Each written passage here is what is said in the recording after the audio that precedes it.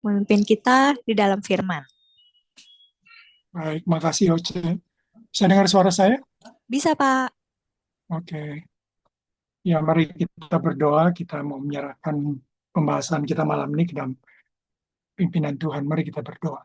Bapak sungguh bersyukur malam ini kembali atas anugerah kemurahan Tuhan kami dapat berkumpul lewat Zoom ini Tuhan untuk sama-sama bersekutu bersama dan juga sama-sama ingin belajar Tuhan duduk di kaki Tuhan Yesus, belajar mendengarkan dari firman-Mu, dari contoh-contoh kesaksian yang diberikan di Alkitab untuk kami pelajari, untuk kami um, taati, untuk kami hidupi Tuhan, sehingga hidup kami lebih diberkati, hidup kami juga bisa jadi berkat buat orang lain.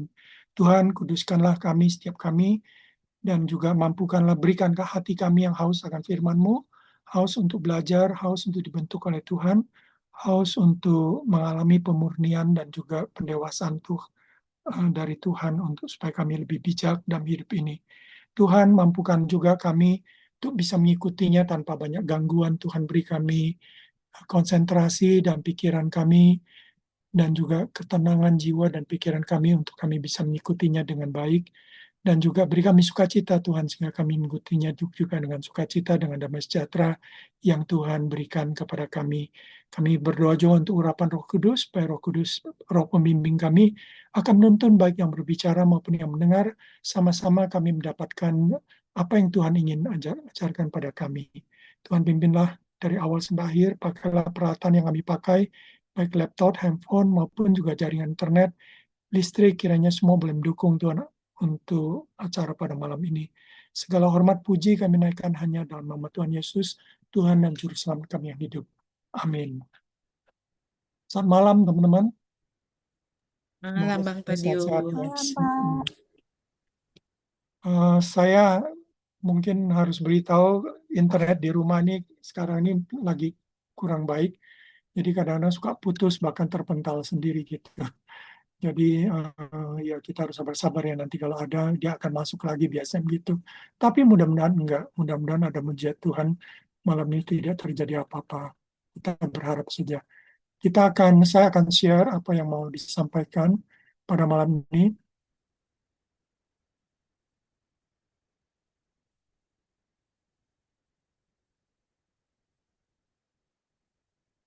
Ya, sudah ya, oke ya. Saya rasa sudah cukup jelas. Jadi inilah tema bulan ini, bulan Juli, yaitu Being Indispensable Professional at Work. Atau kalau diterjemahkan menjadi profesional yang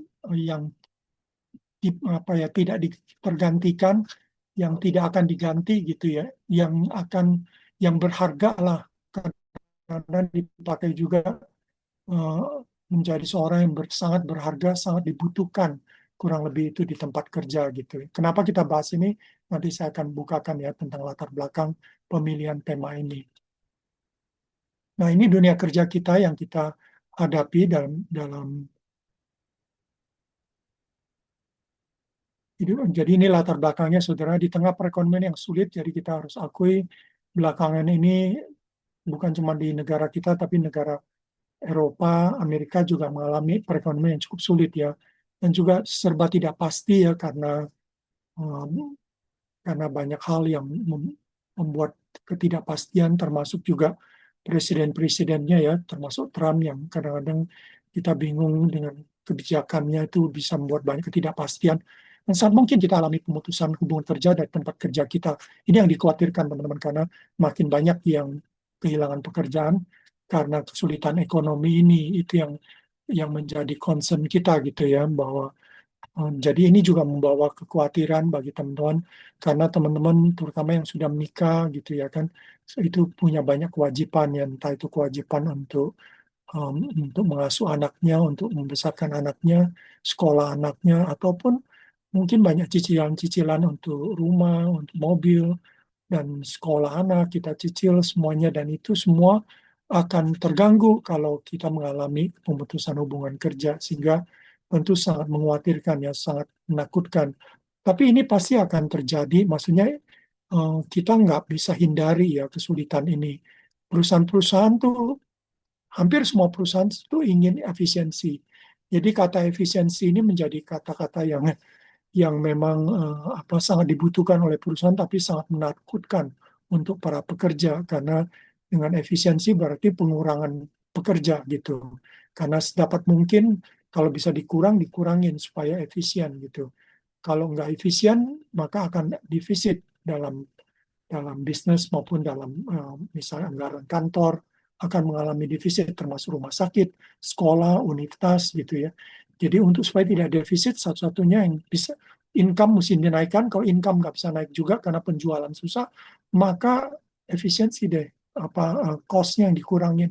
Salah satunya termasuk yaitu pekerja-pekerja yang kira-kira kurang dibutuhkan akan dilepas ya akan dihentikan gitu akan diputuskan kerjanya itu sih yang sekarang ini akan dihadapi kalau nggak tahun ini tahun depan mungkin masih tetap akan sulit kita akan hadapi ya jadi karena itu sebagai orang Kristen saya rasa kita nggak cukup hanya berdoa tentu kita harus berdoa tetapi saya rasa doa eh, tidak cukup ya tentu Tuhan juga ingin kita tidak hanya berdoa tapi kita kadang-kadang Tuhan izinkan hal ini untuk menempa kita, untuk membentuk kita, untuk membuat kita lebih baik gitu ya, lebih berkualitas. Itu yang diharapkan.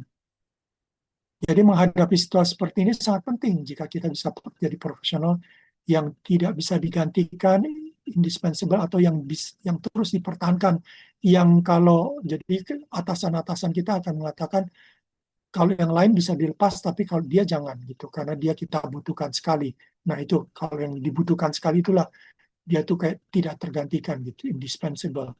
Dia sangat dibutuhkan, dia dia diperlukan. Kita nggak bisa lepaskan dia. Kalau kita lepaskan dia, kita yang rugi besar gitu ya.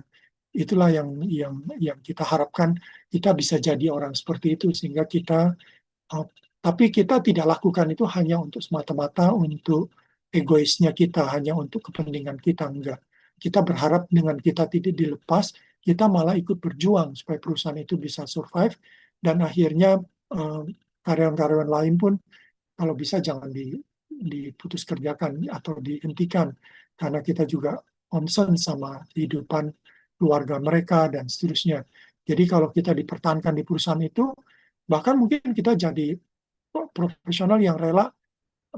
Saya rasa teman-teman pernah dengar ya, waktu pandemi itu banyak profesional, banyak eksekutif yang rela gajinya dipotong gitu demi untuk bisa mempertahankan banyak pekerja di bawah, di level-level bawah gitu. Kita mungkin mau melakukan itu, kita bahkan mau mungkin berkurang pemasukan kita atau gaji kita demi menyelamatkan teman-teman lain yang juga sangat membutuhkan, yang level-levelnya lebih rendah gitu ya.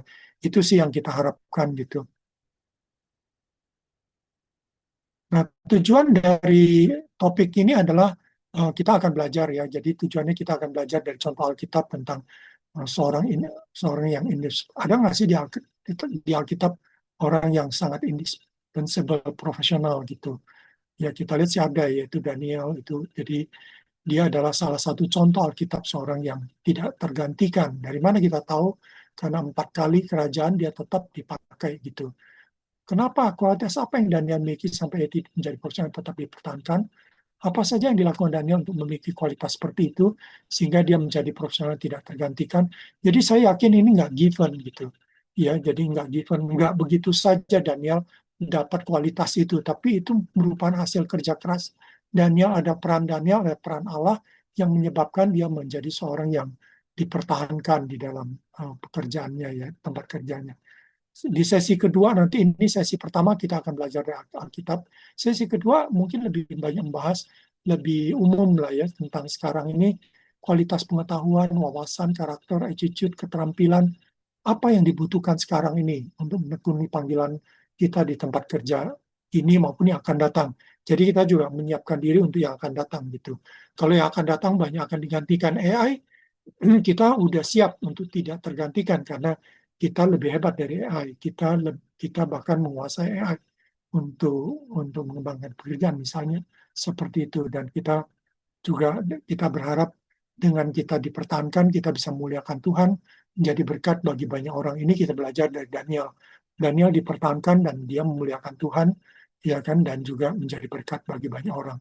lalu mengajak peserta menjadi kualitas khusus, apa yang mereka butuhkan untuk menjadi perusahaan yang tidak tergantikan, yang akan dipertahankan di tempat kerja mereka. Jadi ini lebih khusus. Di sesi 3 tuh kita berharap akan bahas menggumuli profesi Anda, misalnya Anda di accounting, atau Anda di guru di sekolah.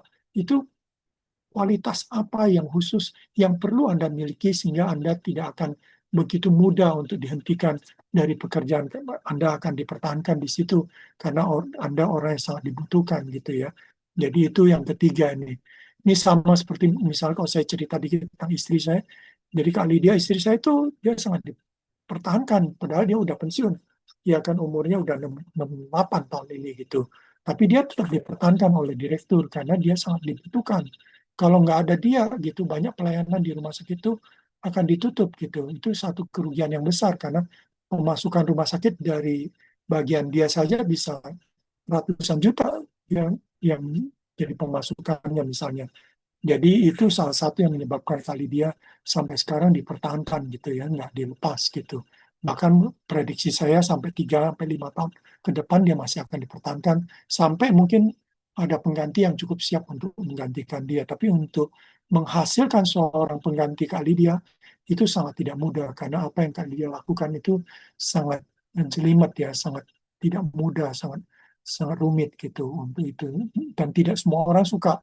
Jadi kali dia udah bagikan ketiga anak kami untuk siapa yang mau gantiin dia di rumah sakit gitu karena nggak ada yang mau gitu tawarin ketiga anak pun tidak ada satupun yang tertarik gitu karena bidang itu memang bidang yang sangat rumit gitu yang tidak semua orang suka karena berhubungan dengan lab juga gitu ya.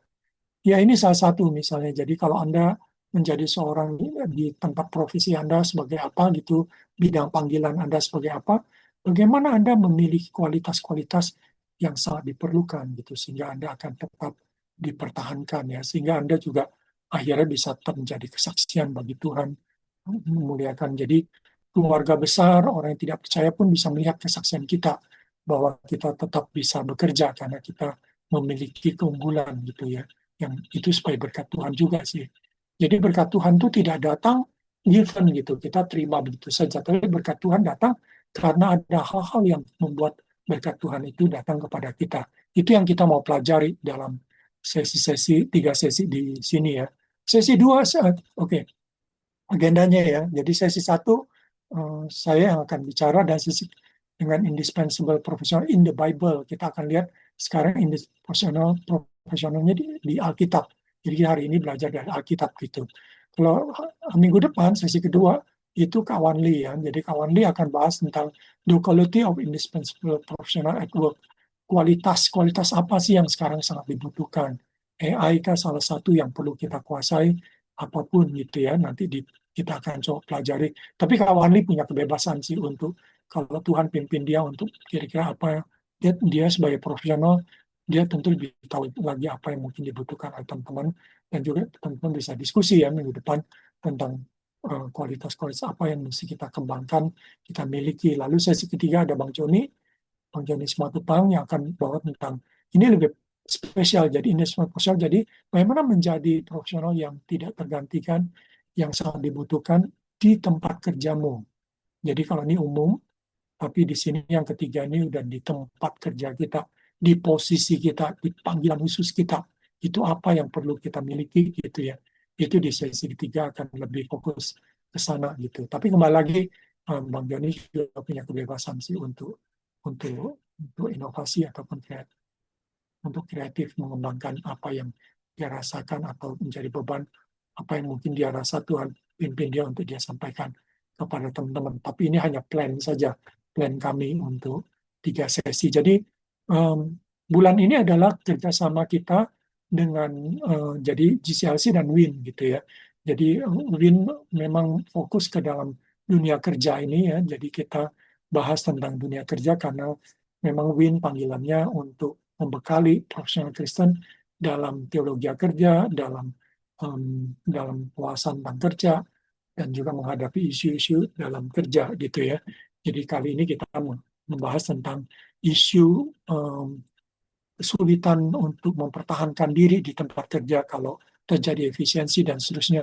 Karena itu kita harus membahas topik ini gitu untuk supaya kita tidak sampai menjadi korban dari efisiensi, dari pengembangan teknologi di mana AI akan banyak dipakai gitu ya kan, otomatis automation juga dipakai misalnya, itu jangan sampai kita jadi korban gitu, itu sih yang kita akan bahas gitu. Nah, ini satu tokoh indispensable masa kini saudara, yaitu Sri Mulyani ya. Kita masih ingat waktu pemanggilan-pemanggilan calon menteri gitu ya kan, tiap kali jadi zaman SBY ataupun zaman Jokowi, ya pada saat pembentukan kabinet kan ada yang menteri-menteri dipanggil ke istana, kalau waktu Prabowo dipanggil ke rumahnya ya, Kertanegara itu ya. Jadi ini Sri Mulyani lagi pergi ke Kertanegara tempatnya Prabowo karena dia ditunjuk. Dan Sri Mulyani itu ditunjuk untuk menjadi Menteri Keuangan pada tahun 2005. Jadi bayangkan dia udah 10 tahun jadi menteri sekarang oleh Presiden Susilo Bambang Yudhoyono. Jadi pertama di masa SBY, jadi menjadi menteri sejak masa SBY. Lalu salah satu kebijakan pertamanya sebagai Menteri Keuangan ialah memecat petugas korup di lingkungan Departemen Keuangan. Jadi sangat itu ya, sangat menarik melihat beliau ini hebat. Lalu di Jokowi dia 2 tahun menjadi menteri. Lalu Prabowo kembali terpanggil lagi ya. Jadi dia termasuk, mungkin kalau kita hitung-hitung dia udah, Prabowo ini udah term yang keempat dia jadi menteri kurang lebih gitu. Kalau setiap term 4 berarti udah 16 tahun mungkin ya udah. Tapi belum sampai 16 tahun, ini baru masuk ke dua tahun atau ya setahun, Prabowo baru setahun, masih 3 tahun 4 tahun lagi. Jadi dia sangat indispensable, ya kan, dia dia menteri yang terus terpakai gitu. Yang dari Jokowi terus juga dipakai yaitu Menteri Kesehatan, itu juga masih dipakai gitu. Ada beberapa yang masih dipertahankan gitu, tapi ada banyak yang sudah diganti ya kan. Nah, inilah contoh indispensable gitu, dia tetap terpakai gitu. Tapi di Alkitab, saudara, kita juga belajar ya. Ini hari ini yang kita mau bahas. Jadi Alkitab, bagaimana tokoh di Alkitab yang juga indispensable gitu ya. Nah, tentu yang kita pelajari adalah Daniel salah satunya ya. Karena Alkitab, jadi Daniel adalah tokoh indispensable di Alkitab gitu. Dia tetap dipanggil, jadi terpanggil. Mungkin yang pertama dia tidak dipanggil, yang pertama terpilih dia. Jadi dia terpilih untuk melayani raja gitu. Tapi yang kedua, ketiga tuh dia dipanggil kembali untuk melayani raja gitu sebagai pejabat tinggi gitu. Sampai 4 kerajaan dari Nebukadnezar, Belshazzar, Darius sampai terakhir Kores gitu ya. Itu 4 kerajaan dia tetap terpanggil ataupun terpilih menjadi pejabat tinggi. Bukankah kita bisa bilang dia indispensable gitu ya? Kemungkinan dia adalah profesional terbaik di Alkitab ya, seorang profesional yang baik ya di Alkitab yang bisa kita baca. Kisahnya ditulis Alkitab kenapa? Untuk menjadi pembelajaran bagi kita ya. Jadi Roma 15:4 menulis bahwa um, apa banyak kejadian ataupun banyak peristiwa, banyak contoh ditulis menjadi pembelajaran supaya kita masa kini bisa belajar gitu ya. Jadi ini pembelajaran. Jadi kisahnya ditulis untuk pembelajaran bagi teman-teman profesional, ya bagi kita yang profesional untuk belajar dari si Daniel, bahwa Alkitab sudah memberikan contoh kepada kita seorang profesional gitu yang bekerja bukan di gereja tapi bekerja di publik gitu ya. Kalau Daniel yang malam ini dia bekerja sebagai birokrat di satu kerajaan gitu, kayak dia kayak pegawai negeri kalau kalau zaman kita sekarang gitu ya. Karena itu mari kita pelajari dan renungkan kualitas apa yang ia miliki sehingga ia bisa terus terpilih, dan bagaimana kita bisa memiliki kualitas seperti itu. Bagaimana dia membangun kualitas itu yang saya malam ini ingin bagikan gitu ya, soal kualitasnya gitu. Eh, Bolehkah kita agak sedikit ini ya, kita sedikit lebih interaktif teman-teman ya. Jadi Anda bisa pakai chat untuk coba menjawab gitu, untuk menchat pertanyaan pertama gitu ya. Jadi saya ingin ada interaksi, saya lemparkan. Jadi kayak kita Bible study aja, kita studi Alkitab bersama gitu. Tapi tentu ini hanya fokus kepada kualitas atau fokus kepada Daniel yang indispensable profesional itu. Jadi teman-teman kalau tahu ceritanya kan Daniel itu Daniel itu melanggar peraturan raja, Daniel 6 ya, kalau teman-teman tahu. Di Daniel 6 itu kan orang-orang yang iri kepada Daniel gitu karena Daniel mau dipilih menjadi orang pertama. Ya kan tadinya ada tiga pejabat tinggi, tapi raja mau menjadikan Daniel hanya salah satu pejabat tinggi, hanya satunya. Jadi habis raja dia setelah itu orang nomor dua itu. Nah berarti dua pejabat tinggi tersingkir gitu. Nah dua pejabat tinggi yang tersingkir itu lihat marah dan iri karena tahu bahwa Daniel kan bukan orang ya, orang media Persia, dia orang minoritas, dia Yahudi, ya kan, dia percaya pada Allah, jadi bukan orang media Persia, jadi mereka tidak suka, lalu mereka berupaya untuk menjatuhkan Daniel, ya, untuk menyingkirkan Daniel. Gimana caranya? Lalu mereka mengusulkan pada raja untuk bikin peraturan tidak boleh menyembah apapun, siapapun, dewa manapun kecuali kepada raja. Ya seolah-olah para pejabat tinggi yang ini dan juga wakil-wakil raja lain, tentu dia mengajak beberapa yang lain yang mungkin nggak suka sama Daniel, dihasut semuanya. Akhirnya mereka ikut itu dan bilang sama raja bahwa seolah-olah mau menunjukkan bahwa mereka mau supaya rakyat maupun semua pejabat itu harus loyal pada raja, sangat loyal pada raja. Karena itu mereka keluarkan satu peraturan tidak boleh menyembah siapapun, ya dewa manapun, kecuali pada raja gitu. Dan raja merasa tersanjung, merasa ini usulan yang bagus karena tentu raja ingin supaya memiliki orang yang loyal. Karena di zaman dulu kerajaan-kerajaan pengkhianat tuh banyak banget gitu, orang-orang yang nusuk dari belakang. Mungkin kisah Brutus salah satu yang sangat terkenal di Romawi ya. Nah, seperti itu gitu. Sehingga usulan ini tentu dipandang baik sama raja ya. Tanpa raja sadari bahwa usulan itu sebenarnya adalah untuk menyingkirkan Daniel gitu. Itu yang akhirnya membuat raja sedih dan marah gitu ya. Nah em, karena itu mau menyingkirkan Daniel, maka raja akhirnya berupaya gitu untuk menyelamatkan Daniel. Lalu dia kumpulkan orang ahli hukum segala macam, semua orang-orang pintar untuk lihat ada nggak sih celah untuk bisa menyelamatkan Daniel dari hukuman dibuang ke gua singa itu, ya kan? Tapi ternyata nggak ada gitu dan orang-orang yang mengusulkan itu akhirnya datang lagi lalu dengan kata-kata bahwa bukankah undang-undang media Persia kalau udah dikeluarkan nggak boleh dicabut, nggak boleh dilanggar lagi gitu ya kan? Seolah-olah malah menusuk dan menyudutkan raja gitu. Tentu raja sangat marah ya, kesal raja karena tadinya dia merasa tersanjung, ternyata dia dipermainkan atau dia yang di apa ya, yang dia dipasung lah gitu kira-kira gitu. Dialah yang dikontrol, dikendalikan oleh mereka supaya Daniel disingkirkan gitu ya. Itu yang padahal raja sedang punya planning untuk mengangkat Daniel menjadi orang nomor dua dia gitu. Karena itu dia berusaha untuk melepaskan Daniel. Nah, kenapa raja mempertahankan dia dengan berusaha melepaskan dan dari hukuman dibuang ke singa gitu? Itu pertanyaan pertama ya. Silakan teman-teman kalau mau kasih di chat aja ya kira-kira kenapa apa yang membuat raja melakukan itu gitu. Mudah-mudahan saya bisa baca ya chatnya.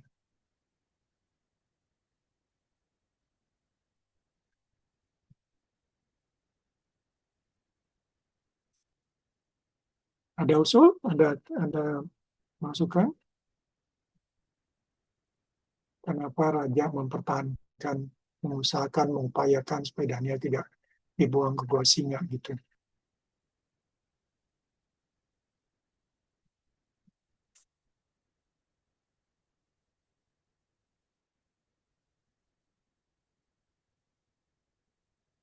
Ya, karena raja melihat ada hal yang berbeda dari seorang Daniel dari segi kualitas bekerjanya. Oke, thank you.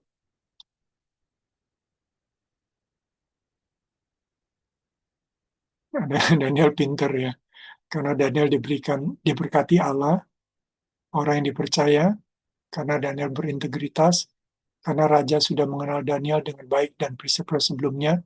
Raja melihat Daniel adalah orang yang benar dan berkualitas tinggi,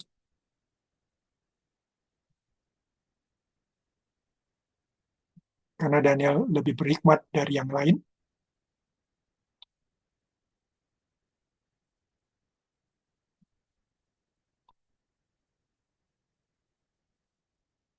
Karena Tuhan yang menggerakkan hati raja. Ya.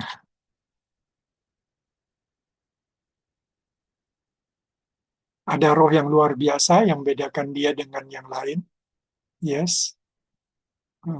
Cuma agak susah menafsirkan roh yang luar biasa itu, ya.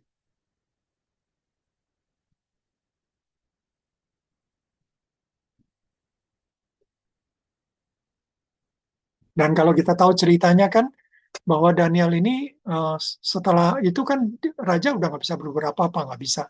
Lalu akhirnya Daniel dibuang ke gua singa. Tapi sebelum Daniel dibuang ke gua singa, raja masih berkata, Daniel, hai hamba Allah yang hai hamba Allah gitu, kiranya Tuhan melindungi Anda, kiranya Tuhan yang ya kira kurang lebih seperti itulah. Dia sepertinya mendoakan Daniel dan malam itu raja nggak makan, raja puasa, dan raja juga tidak mau dihibur gitu ya. Dan ditulis juga raja nggak bisa tidur malam itu. Sehingga pagi-pagi benar dia pergi ke Gua Singa untuk melihat Daniel gitu. Jadi melihat apa yang dilakukan raja itu, raja terlihat sangat sayang sama Daniel. Jadi nggak cuma sekedar melihat, tapi dia sayang sama Daniel. Dia seperti seorang bapak yang seperti kehilangan anaknya gitu. Atau seorang anak yang kehilangan bapaknya, atau seorang adik kehilangan kakaknya, seperti itu ya. Dia sangat membutuhkan gitu. Itu yang kita lihat dari raja kepada Daniel. Ya karena ya ini juga sama ya. Jadi karena Daniel punya roh yang luar biasa dan raja bermaksud menempatkan dia atas seluruh kerajaannya. Ya sangat diharapkan ya. Raja sangat sangat apa? Sangat membutuhkan Daniel. Daniel tidak mempunyai kesalahan atau kelalaian dalam pekerjaannya ya. Pekerjaannya bagus kurang lebih. Karena rasa sayang ya Daniel yang ya sangat baik betul. Itu sangat benar karena Daniel, raja dapat melihat Allahnya berkuasa dan pasti mendampingi Daniel. Wah itu ini tafsirannya udah agak beyond dari tulisannya. Iya itu udah tafsiran. Jadi sebagian dari teman-teman sudah sifatnya tafsiran sih ya. Oke, jadi itu thank you untuk uh, interaksi teman-teman. Saya rasa ini bagus sekali kita bisa diperkaya ya untuk teman-teman. Jadi alasan Daniel dipertahankan pertama kalau kita cuma lihat yang tertulis lah. Ya, di ayat 23 itu lalu berkenanlah Darius mengangkat 122 raja atas kerajaannya. Mereka akan ditempatkan di seluruh kerajaan. Membawa mereka diangkat pula 3 pejabat tinggi. Dan Daniel adalah salah satu ketiga orang itu. Kepada mereka lah para wakil raja-raja itu harus memberi pertanggungjawab supaya raja jangan dirugikan. Jadi poinnya itu ya penting banget. Jadi sebenarnya raja tuh cari orang yang trustworthy, yang bisa dipercaya. Ya, raja cari orang yang bisa dipercaya, yang tidak akan merugikan dia, yang tidak akan melakukan yang jahat terhadap dia gitu ya. Itu salah satu yang jelas. Maka Daniel melebihi para pejabat tinggi dan wakil raja itu karena dia mempunyai roh yang luar biasa. Dan raja bermaksud untuk menempatkannya atas seluruh kerajaannya ya. Roh yang luar biasa, terjemahan yang terbaru pakai istilah excellent spirit. Dia mempunyai roh atau kerohanian yang excellent, roh yang luar biasa ya. Jadi excellent spirit gitu. Tidak terlalu bersifat rohani sih ya. Jadi ditulis cuma excellent spirit gitu. Dan raja bermaksud untuk menempatkan di seluruh kerajaannya. Jadi ke NIV memakai istilah exceptional qualities. Jadi kualitas yang eksepsi, yang pengecualian, yang lain dari yang lain. Teman-teman tadi udah ya bilang bahwa lihat berbeda, ada sesuatu yang sangat berbeda dari Daniel gitu. Dan dia adalah, jadi trustworthy ini sangat penting. Dengan kata lain, raja mencari seorang pejabat yang berintegritasnya tinggi. Saya rasa kita udah sering dengar ya, dari presiden yang raja ataupun presiden yang paling korup pun, ya kan dia pasti cari anak buahnya yang tidak korup gitu. Dia mesti cari anak buah yang tidak merugikan dia gitu, yang tidak akan menjatuhkan dia gitu. Dia harus cari anak buah yang dia bisa percaya, yang bisa mendukung apa mendukung penampilan dia ataupun kinerja dia, mendukung kepercayaan dia kepada masyarakat, kepercayaan masyarakat kepada dia gitu, pada raja maupun kepada presiden gitu ya. Jadi ini satu. Jadi kalau gitu Daniel adalah satu yang sangat trustworthy, orang yang salah satu. Jadi ada 3 yang tadi dikatakan trustworthy ya. dipilih. Tapi setelah itu kenapa raja mau mengangkat dia? Karena dia bilang ada roh yang luar biasa gitu. Exceptional qualities. Jadi dengan kata lain, Daniel mempunyai kualitas yang berbeda lagi dengan dua yang tadi. Dengan dua sama-sama trustworthy, tapi Daniel lebih gitu. Dia lebih bisa dipercaya. Jadi mungkin raja masih meragukan dua orang itu, walaupun awalnya raja percaya, mungkin raja pikir mereka orang yang bisa dipercaya, tapi setelah mungkin beberapa waktu raja meragukan kedua orang yang kan ada tiga gitu pejabat itu ya, dan dia lihat dari tiga orang ini Daniel yang paling beda. Selain itu Daniel punya kualitas yang lain yang eksepsional juga gitu ya, yaitu yang dibilang excellent spirit atau roh yang luar biasa itu yang menjadi alasan kenapa dia dipertahankan. Nah, nanti kita akan lihat lebih jauh lah tentang ini ya. Untuk sementara kita lihat teks dulu, lihat dari firman Tuhan dulu gitu. Oke, pertanyaan kedua. Kualitas apa sih yang dimiliki Daniel sampai yang menjadi profesional yang indispensable? Kualitas apa aja gitu. Tadi mungkin udah kita bahas satu ya, yaitu dia trustworthy dan indispensable. Tapi kira-kira ada kualitas lain nggak yang membuat dia tuh unggul dari yang lain? Katakanlah oke, trustworthy-nya dia lebih unggul dikit, ataupun lebih unggul banyak dari yang dua lagi. Tapi apakah hanya itu? Atau ada, atau yang saya mau tanyakan di sini adalah coba menurut kalian yang tadi dikatakan excellent spirit atau roh yang luar biasa itu wujudnya seperti apa sih? Ya kan, yang disebut bahwa dia mempunyai roh yang luar biasa. Wujudnya itu apa gitu? Yang jelas kan bukan roh luar biasa, dia bisa berbahasa lidah, bisa bernubuat, bisa berapa gitu. Ya kan, bukan kan? Kayaknya wujudnya bukan itu ya. Bukan bisa berbahasa lidah, dan ya itu di zaman itu belum kita kenal ya istilah berbahasa lidah. Jadi roh yang luar biasa ataupun dia tidak juga roh yang luar biasa itu bisa menyembuhkan orang. Juga kita nggak dengar dia bisa menyembuhkan orang. Seperti perjanjian baru kita lihat orang-orang yang dipenuhi Roh Kudus biasanya bisa menyembuhkan orang, bisa bernubuat dan seterusnya. Memang bernubuat ya betul. Daniel nantinya dia bernubuat gitu. Tapi itu setelah di Daniel 7 ke atas dia bernubuat. Tapi sebelum itu kan nggak dilihat oleh raja. Yang raja lihat kan lain. Yang membuat raja memilih dia bukan karena dia bernubuat, bukan karena dia bisa berbahasa lidah, bukan. Tapi apa dong yang dilihat oleh raja sehingga raja memilih dia? Silakan teman-teman kalau ada usul atau masukannya. Menurut kalian apa yang membuat dia tuh kualitas apa sih yang membedakannya ya?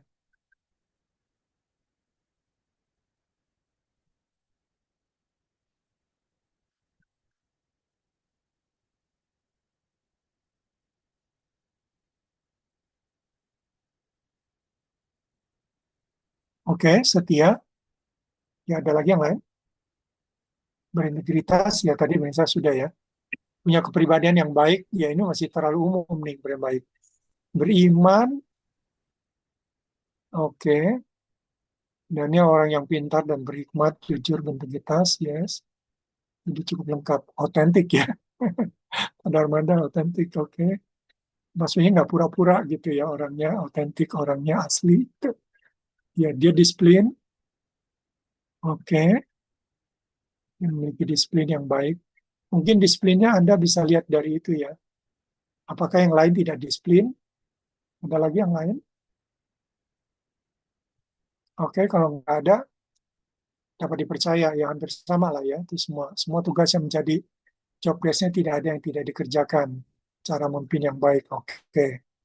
Ya, walaupun cara memimpinnya kita nggak lihat sih di Alkitab, tapi kita bisa tebak lah ya. Kita pasti melihat pimpinan yang baik. Ya, baik, tekun, setia. Oke. Udah sulit ya. Oke, nggak apa-apa. Kita akan teruskan.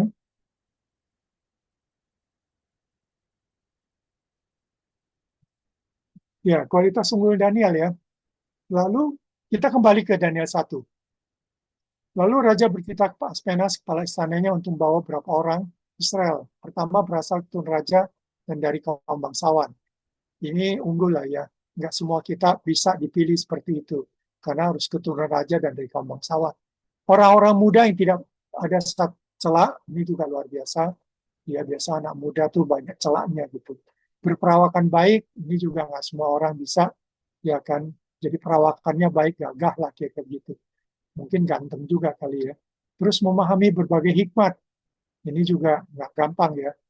Dan berpengetahuan banyak, mempunyai pengertian tentang ilmu, ini juga luar biasa gitu ya. Dia punya banyak pengetahuannya, banyak pengertian tentang ilmu. Jangan lupa loh, dia keturunan raja dari kaum kaum bangsawan. Nggak semua keturunan raja kaum bangsawan tuh pengetahuannya banyak, pengertian tentang ilmu banyak. Tukang minum ya gitu, tukang main perempuan yang banyak gitu ya kan. Lalu orang-orang yang cakap untuk bekerja dalam istana raja, supaya mereka diajarkan tulisan dan bahasa kastim. Ini kualitas yang pertama waktu mereka dipilih.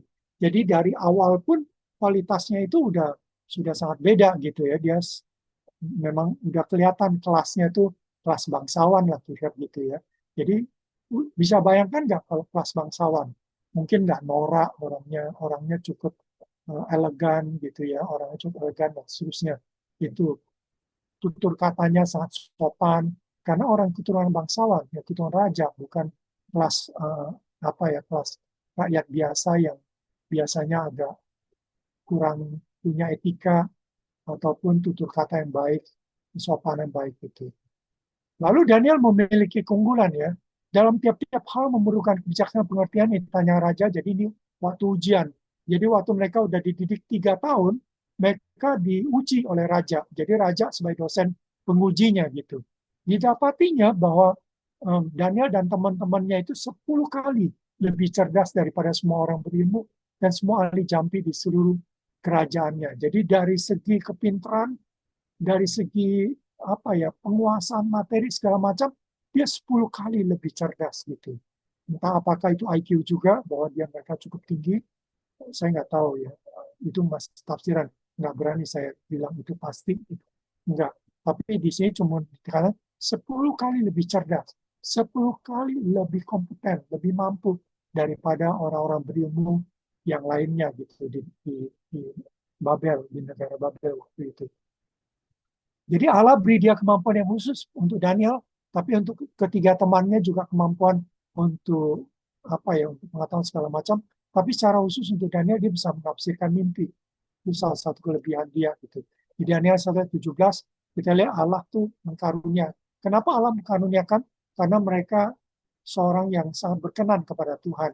Mereka menjaga kekudusan dan seterusnya. Itu salah satu yang kita lihat. Sehingga Allah sangat berkenan pada mereka. Allah memberikan sesuatu kepada mereka, itu sesuatu yang indah. Lalu di sini yang tadi kita lihat ya dari Daniel 6, maka Daniel melebihi dari dan mempunyai roh yang luar biasa itu. Jadi exceptional qualities ataupun excellent spirit itu ya yang kita lihat.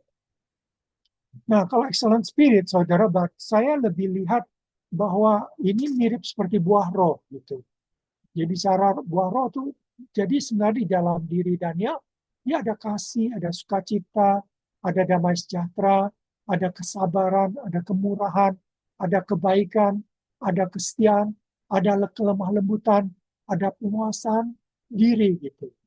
Ya, jadi dia punya karakter yang sangat menyenangkan, yang sangat membuat orang tuh raja tuh merasa kerja sama dia ataupun punya anak buah, punya seorang pejabat tinggi seperti dia itu menyenangkan banget ya karena ada excellent spirit, roh yang beda. Dia punya roh yang sangat apa ya, energi, antusias gitu, menyenangkan sekali gitu ya kan. Jadi itu sih salah satu, ada kasih, ada sukacita yang luar biasa, ada damai sejahtera kalau dekat sama Daniel, ada kesabaran dia yang luar biasa, kemurahan. Mungkin raja udah gak sabar, tapi Daniel yang mungkin mengingatkan, ya akan mengajak raja untuk sabar saja raja menghadap seperti ini, jangan jangan melakukan sesuatu yang mungkin merugikan raja sendiri. Itu kesabaran seperti itu tentu buat raja sangat sangat tertolong ya, karena sebagai raja tentu kadang-kadang dia emosi, dia kesal dengan sikap-sikap orang lain gitu. Tapi kehadiran Daniel itu sangat mengerem dia untuk melakukan tindakan-tindakan yang bisa berakibat fatal gitu ya kan. Dan dia punya kelemah lembutan yang luar biasa. Dan tentu tadi teman-teman juga bilang dia setia gitu. Walaupun tentu siapa Darius belum kenal kesetiaan Daniel, dia baru gitu ya, tapi dia mungkin lihat kesetiaan Daniel dari dulu, dari Nebukadnezar sampai sekarang dia seorang yang setia, terlihat kesetiaannya gitu. Dan mungkin kesetiaannya terlihat juga dari bahwa dia tuh apa yang dia katakan itu yang dia lakukan. Dia setia kepada janjinya. Dia setia kepada komitmennya. Jadi kesetiaannya udah terlihat dalam hal-hal kecil gitu, udah kelihatan gitu. Lalu dia sangat menguasai diri gitu ya. Walaupun dimarahin orang, ditegur orang, dia tidak langsung emosi. Dia sangat menguasai diri yang luar biasa gitu. Jadi karakter ini ya, mungkin ini jujur ini bukan yang tertulis di Alkitab, tapi ini penafsiran. Penafsiran roh yang luar biasa. Tadi kan saya tanya, apa sih penampakan roh yang luar biasa? Kalau tafsiran saya mungkin ini ya, penampakan roh luar biasa. Selain dia punya integritas, dia punya karakter yang luar biasa gitu. Kerohanian yang luar biasa boleh bilang gitu. Tapi kerohanian luar biasa itu biasanya terlihat dari kasih, sukacita, damai sejahtera dan seterusnya. Terlihat dari sikap, karakter yang dimiliki orang itu gitu. Saya rasa kita bisa setuju karena kalau teman-teman lihat orang yang sangat rohani, biasanya orang itu penuh dengan kasih, penuh dengan sukacita, penuh dengan damai sejahtera. Mungkin Anda sendiri ya kan pernah ngalamin pada waktu Anda dipenuhi Roh Kudus, Anda hidup dalam Roh, Anda juga ngalami kasih sukacita, ngalami kasih damai sejahtera, kesabaran luar biasa gitu. Ya kan diomelin orang pun tetap sabar, tetap kasih, tetap sukacita gitu ya kan. Anda juga pernah mungkin mengalami seperti itu gitu ya. Dan membuat teman-teman di kantor, atasan di kantor juga senang sama Anda ya, membuat Anda beda Anda dengan yang lainnya gitu ya. Anda tidak gampang menggerutu ataupun apa namanya eh, kita gampang mengeluh dan seterusnya gitu. Tapi kita selalu ada sukacita, ada kasih. Inilah roh yang luar biasa itu. Kalau menurut saya ya, yang membuat Daniel itu sangat disukai oleh raja, disenangi oleh raja. Jadi raja sangat senang sama Daniel, sama kehadirannya gitu. Sama juga kalau Anda dan saya sekarang kerja di kantor, dimanapun, dan kita punya excellent spirit seperti ini, yang sekarang di perjanjian baru mungkin kita lebih jelas, yaitu hidup oleh roh. Ya kan, hidup oleh roh, dipenuhi roh. Jadi kalau kita hidup roh, penuhi roh, kita mempunyai roh yang luar biasa.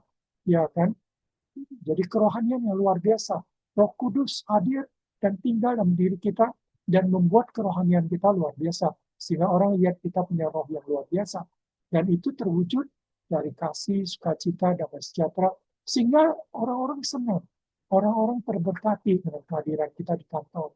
Kita bukan tipe orang yang gampang gosip, gampang menjelekkan orang, gampang ngomongin orang, gampang kesal sama orang, gampang marah sama orang. Tidak, kita orang yang penuh dengan kasih, penuh dengan pengertian, kesabaran, kepedulian terhadap orang. Waktu orang melakukan jahat sama kita masih bisa berkata bahwa oh mungkin dia lagi in the bad mood, dia mungkin lagi mengalami sesuatu yang buruk, sehingga kita didamprat ya, sehingga dia tidak bermaksud memarahi kita, tapi dia mungkin hanya ekspresi karena dia kesal ya.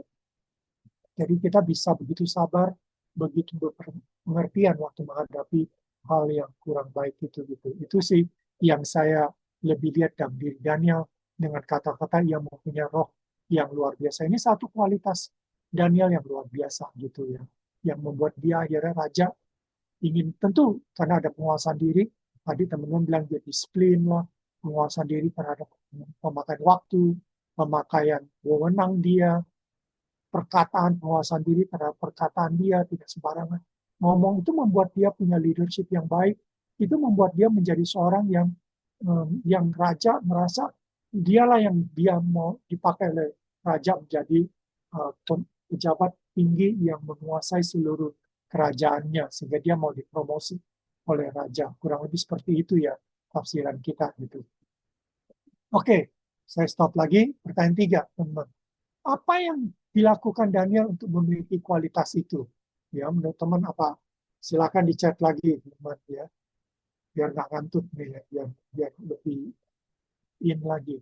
Tadi saya udah katakan kualitas ini nggak given, ya kan? Bukan given. Given itu artinya Daniel nggak melakukan apa-apa dia dapat kualitas itu. Saya nggak percaya itu. Ya, kualitas yang kita miliki ada peran kita, ada peran Allah, tapi ada peran kita gitu ya. Jadi kira-kira peran Daniel apa sih sampai dia punya kualitas itu? Ya, silakan teman-teman tulis di chat ya, chatnya kita bisa belajar sama-sama dari masukan teman-teman juga dari penafsiran teman-teman. Kira-kira apa sih yang Daniel ataupun yang Anda baca dari Daniel 1 sampai Daniel 6 misalnya, cukup 6 itu saja Anda udah mungkin belajar sesuatu tentang siapa Daniel, apa yang Daniel lakukan.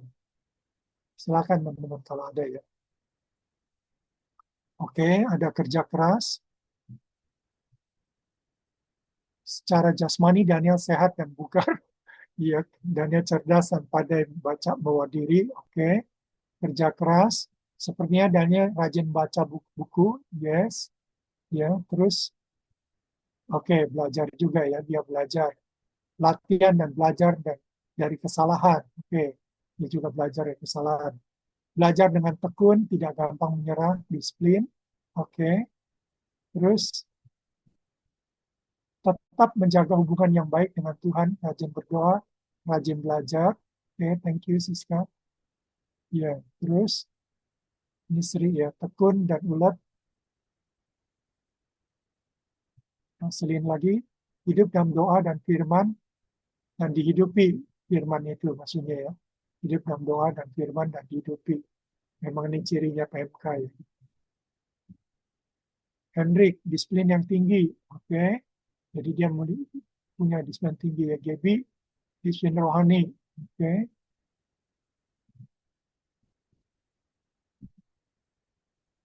dan juga komitmen hidup kudus. Oke, Gaby ya. Esther, Daniel belajar tunduk kepada Allah. Daniel belajar tunduk kepada Allah. Oke, dengan mentaati firman Tuhan maksudnya ya. Nggak minum minuman atau leisure, nggak minum-minum leisure ya, atau nggak minum tua, minum apa, minum bir. Punya waktu lebih dari yang lain untuk belajar. Oke, dia memberi banyak waktu untuk belajar. Terus komitmen atas imannya. Jadi karena dia beriman dan dia komit untuk imannya. Oke, itu siapa tadi? Puja ya. Sekarang Marta komitmen atas iman. Oh Marta ya, komitmen atas imannya. Lalu ini Ophelia, punya hubungan pribadi dengan Tuhan sehingga Tuhan memberi hikmat yang luar biasa. Oke, ya, good. Nanti kita akan lihat lagi. Ya, dia punya hubungan pribadi yang bagus dengan Tuhan. Rajin olahraga, Carolina. Oke, makan makanan sehat dekat Tuhan dan hobi baca. Oke, ini lengkap deh ya. Baik fisik maupun juga sehat jasmani, sehat juga rohaninya dan juga intelektualnya ya. Lengkap. Lebih lagi setia dan taat kepada Tuhan, dia seorang yang setia dan juga taat kepada kehendak Tuhan yang mungkin itu. Mendoakan apa yang dikerjakan dan mengerjakan apa yang didoakan. Brian, thank you. Brian ya, iya betul. Oke, thank you. Brian. Pak Darmana, komitmen, konsisten, konsekuen, mantap. Pak Darmana, jadi dia punya komitmen, dia punya konsistensi, dan dia juga konsekuen, mau bayar harga ya, konsekuen ya. Karena konsekuen imannya dia rela dibuang ke gua singa. Oke, very good. Oke, saya rasa cukup dulu untuk sementara. Thank you teman-teman untuk masukannya. Mudah-mudahan itu juga memperkaya pembelajaran kita malam ini ya. Nah, peran Daniel, kalau kita lihat, kita kembali lagi ke yang Daniel 1, saudara. Kalau berasal dari keturunan raja dan kebangsawan, ini given. Ya kan, ini Daniel tidak punya peran apa-apa pun. Itu given. Tapi orang muda yang tidak ada suatu celah, tentu ada peran dia. Dia harus jaga diri supaya dia tidak menjadi orang yang punya celah. Dia tidak suka menghamili anak orang, atau dia suka melakukan bullying atau apapun. Itu ada celah nantinya. Ya, dia tidak dari kecil dia tidak berzina, tidak melakukan yang buruk gitu. Dia jaga dirinya dari berperawakan baik. Teman-teman tadi udah bilang dia tentu rawat dirinya dengan baik juga ya. Jadi perawakan yang baik nggak bisa terjadi begitu saja gitu. Itu nggak given. Ya kan, itu juga harus dijaga. Harus makan yang sehat, tidur yang cukup, jadi rawat dengan diri. Baik, itu betul. Tadi teman-teman juga udah bahas ya. Terus memahami berbagai hikmat. Ya, kalau kita tahu permulaan hikmat adalah takut akan Tuhan. Dikatakan firman Tuhan. Jadi dia juga ada peran untuk takut akan Tuhan, jadi seorang yang takut akan Tuhan dan juga mau belajar hikmat Tuhan sehingga dia memiliki berbagai hikmat gitu. Tentu ada peran Allah yang memberikan hikmat, tapi ada peran kita untuk uh, mendapatkan hikmat dari Tuhan ya. Di Yakobus sudah bilang bahwa kalau kita kurang hikmat, mintalah pada Tuhan. Kita bisa berdoa minta hikmat juga. Tapi juga dengan sikap yang takut akan Tuhan itu juga permulaan hikmat kita. Lalu berpengetahuan banyak yang punya pengertian tentang ilmu. Betul, teman-teman tadi banyak sekali menekankan rajin belajar, saudara. Jadi banyak yang keturunan raja kaum bangsawan ini nggak punya pengetahuan, nggak punya pengertian karena malas baca gitu. Ya, tapi mereka ini beda, mereka rajin belajar, mereka mau baca gitu ya kan. Jadi terus belajar, terus baca. Jadi bukan orang yang malas baca gitu ya, karena dia udah keturunan raja, keturunan bangsawan. Enggak, dia mau belajar. Ini suatu yang keunggulan ataupun suatu yang peran Daniel yang sangat bagus gitu. Kita pun sama teman-teman ya. Walaupun Tuhan yang beri hikmat, tapi kalau kita nggak baca, nggak mau belajar, kita nggak dapat. Belajar tidak hanya melalui buku, belajar juga melalui pengalaman, belajar juga melalui observasi, melalui kita observasi dari kegagalan kita, dari kegagalan orang, dari keberhasilan orang, kita pun bisa belajar ya. Jadi kita bisa belajar dari orang lain, dari orang tua kita, dari teman-teman kolega kita, kita mesti punya hati yang mau belajar gitu. Jadi dia mau belajar dan juga rajin belajar. Jadi buku salah satu, tapi eksperimen, observasi, dan juga doa itu semua juga penting. Orang-orang yang cakap untuk bekerja dalam istana raja, biasanya yang cakap bekerja ini juga sangat memiliki sikap yang elegan, ya kan. Dia harus punya etiket yang bagus gitu ya kan. Dia bukan orang yang sembarangan, tapi orang yang tutur katanya sopan, baik gitu. Dia harus belajar menjadi seorang yang elegan gitu ya, menjadi seorang yang layak mendapat hormat pujian gitu, kurang lebih seperti itu. Jadi itu peran dia, perannya Daniel. Jadi kembali lagi semua yang ditulis ini tidak dia tidak dapat begitu saja. Itu ada peran dia. Jadi dari sejak muda, dari sejak kecil mungkin dia sudah membangun ini gitu ya. Tentu sampai sekarang dia terus melakukannya waktu dia udah sampai sekarang pun luar biasa pengetahuannya dikatakan karena memang dia terus belajar, dia terus menjaga sikapnya dan seterusnya. Ya ini ya takut akan Tuhan kita udah baca di Daniel 1 ayat 8 ya. Saya lupa tulis sini. Daniel 1 ayat 8 dia berketetapan untuk tidak menajiskan dirinya dengan santapan raja. Jadi teman-teman udah bilang dengan minum-minum anggur atau bir atau apapun yang biasa diminum raja. Dimintanya kepada pemimpin istana supaya ia tidak usah menajiskan dirinya. Jadi mereka tidak mau menajiskan dirinya dengan pelaburan raja gitu ya. Kenapa? Karena dia takut akan Tuhan. Karena firman Tuhan melarang mereka untuk makan makanan yang haram gitu ya. Karena waktu zaman mereka masih ada Taurat, di mana Taurat melarang mirip seperti orang Muslim, melarang mereka untuk makan babi gitu ya, makan binatang tertentu gitu, minuman tertentu mereka dilarang. Dan dia tetap taat karena dia takut akan Tuhan. Dia mau taat pada firman Tuhan. Beberapa teman tadi sudah menjawab ya sikap seperti itu. Itu dimiliki oleh Daniel ya. Dia jaga kekudusan dengan kata dia tidak mau menajiskan diri, maka dia menjaga kekudusan dia sebagai umat Tuhan. Dan tentu di sini juga kita dari Daniel 1 ayat 8 kita juga melihat mereka belajar setia dan benar ya. Daniel belajar setia. Dan perkara-perkara kecil. Ini cuma perkara minuman, makanan yang sebenarnya sangat sepele. Sebenarnya kita bisa bilang sama Tuhan, Tuhan maafkan ya, ya kan kalau kami nggak makan kami kelaparan gitu. Kalau kami minta makanan khusus, emangnya layak kami ini kan ya kan kami orang tawanan buangan, gimana kami bisa minta gitu. Jadi mungkin kita bisa kompromi dengan enak berkata pada Tuhan bahwa saya sorry pada Tuhan, saya akan makan makanan raja ini walaupun enggak haram ya, enggak itu jadi bisa menajiskan diri, tapi mereka nggak mau walaupun itu cuma perkara makan, perkara minum, tapi mereka belajar setia dan benar. Inilah salah satu sikap yang penting untuk membentuk seorang anak Tuhan yang dan sikap ini yang membuat mereka berkenan sama Tuhan.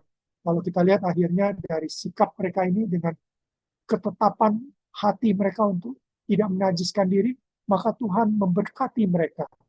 Jadi kita pun kalau mau diberkati Tuhan, kita mau menjadi orang yang Tuhan berkati dalam pekerjaan kita, mempunyai kemampuan yang khusus, hikmat yang luar biasa, maka kita harus menjadi profesional yang menyenangkan hati Tuhan, yang berkenan pada Tuhan, yang tidak mau melakukan hal-hal yang kita tahu itu salah. Ya, walaupun ada cost-nya, ada harganya gitu. Sama seperti Daniel pertama soal makan minum, tapi setelah itu soal untuk menyembah kepada patung. Ya, lalu menyembah kepada raja lagi, ya kan? Kalau teman-temannya Daniel menyembah patung sampai dibuang ke dapur api, tapi Daniel menyembah kepada raja, gitu ya kan? Padahal dia tahu nggak boleh menyembah pada siapapun, kepada Allah, gitu ya kan? Nah, untuk itu dia tidak mau kompromi, lalu Allah berkenan. Allah mengatup mulutnya singa, sehingga akhirnya singa tidak mengapa-apakan dia. Dan melalui kejadian itu, raja akhirnya mengenal Allah. Daniel adalah Allah yang hidup, Allah yang hebat, seperti itu. Jadi itu satu hal yang penting ya. Itu peran Daniel yang sangat penting. Kemudian para pejabat tinggi wakil raja itu mencari alasan dakwaan terhadap Daniel dalam hal pemerintahan. Ini di Daniel 6 ayat 5 ya. Tetapi mereka tidak mendapat alasan apapun suatu kesalahan sebab dia setia dan tidak dapat suatu kelalaian atau suatu kesalahan kepadanya. Jadi nggak ada kelalaian maupun kesalahan. Dalam NIV nggak ada kelalaian, negligent, dan juga corruption in him.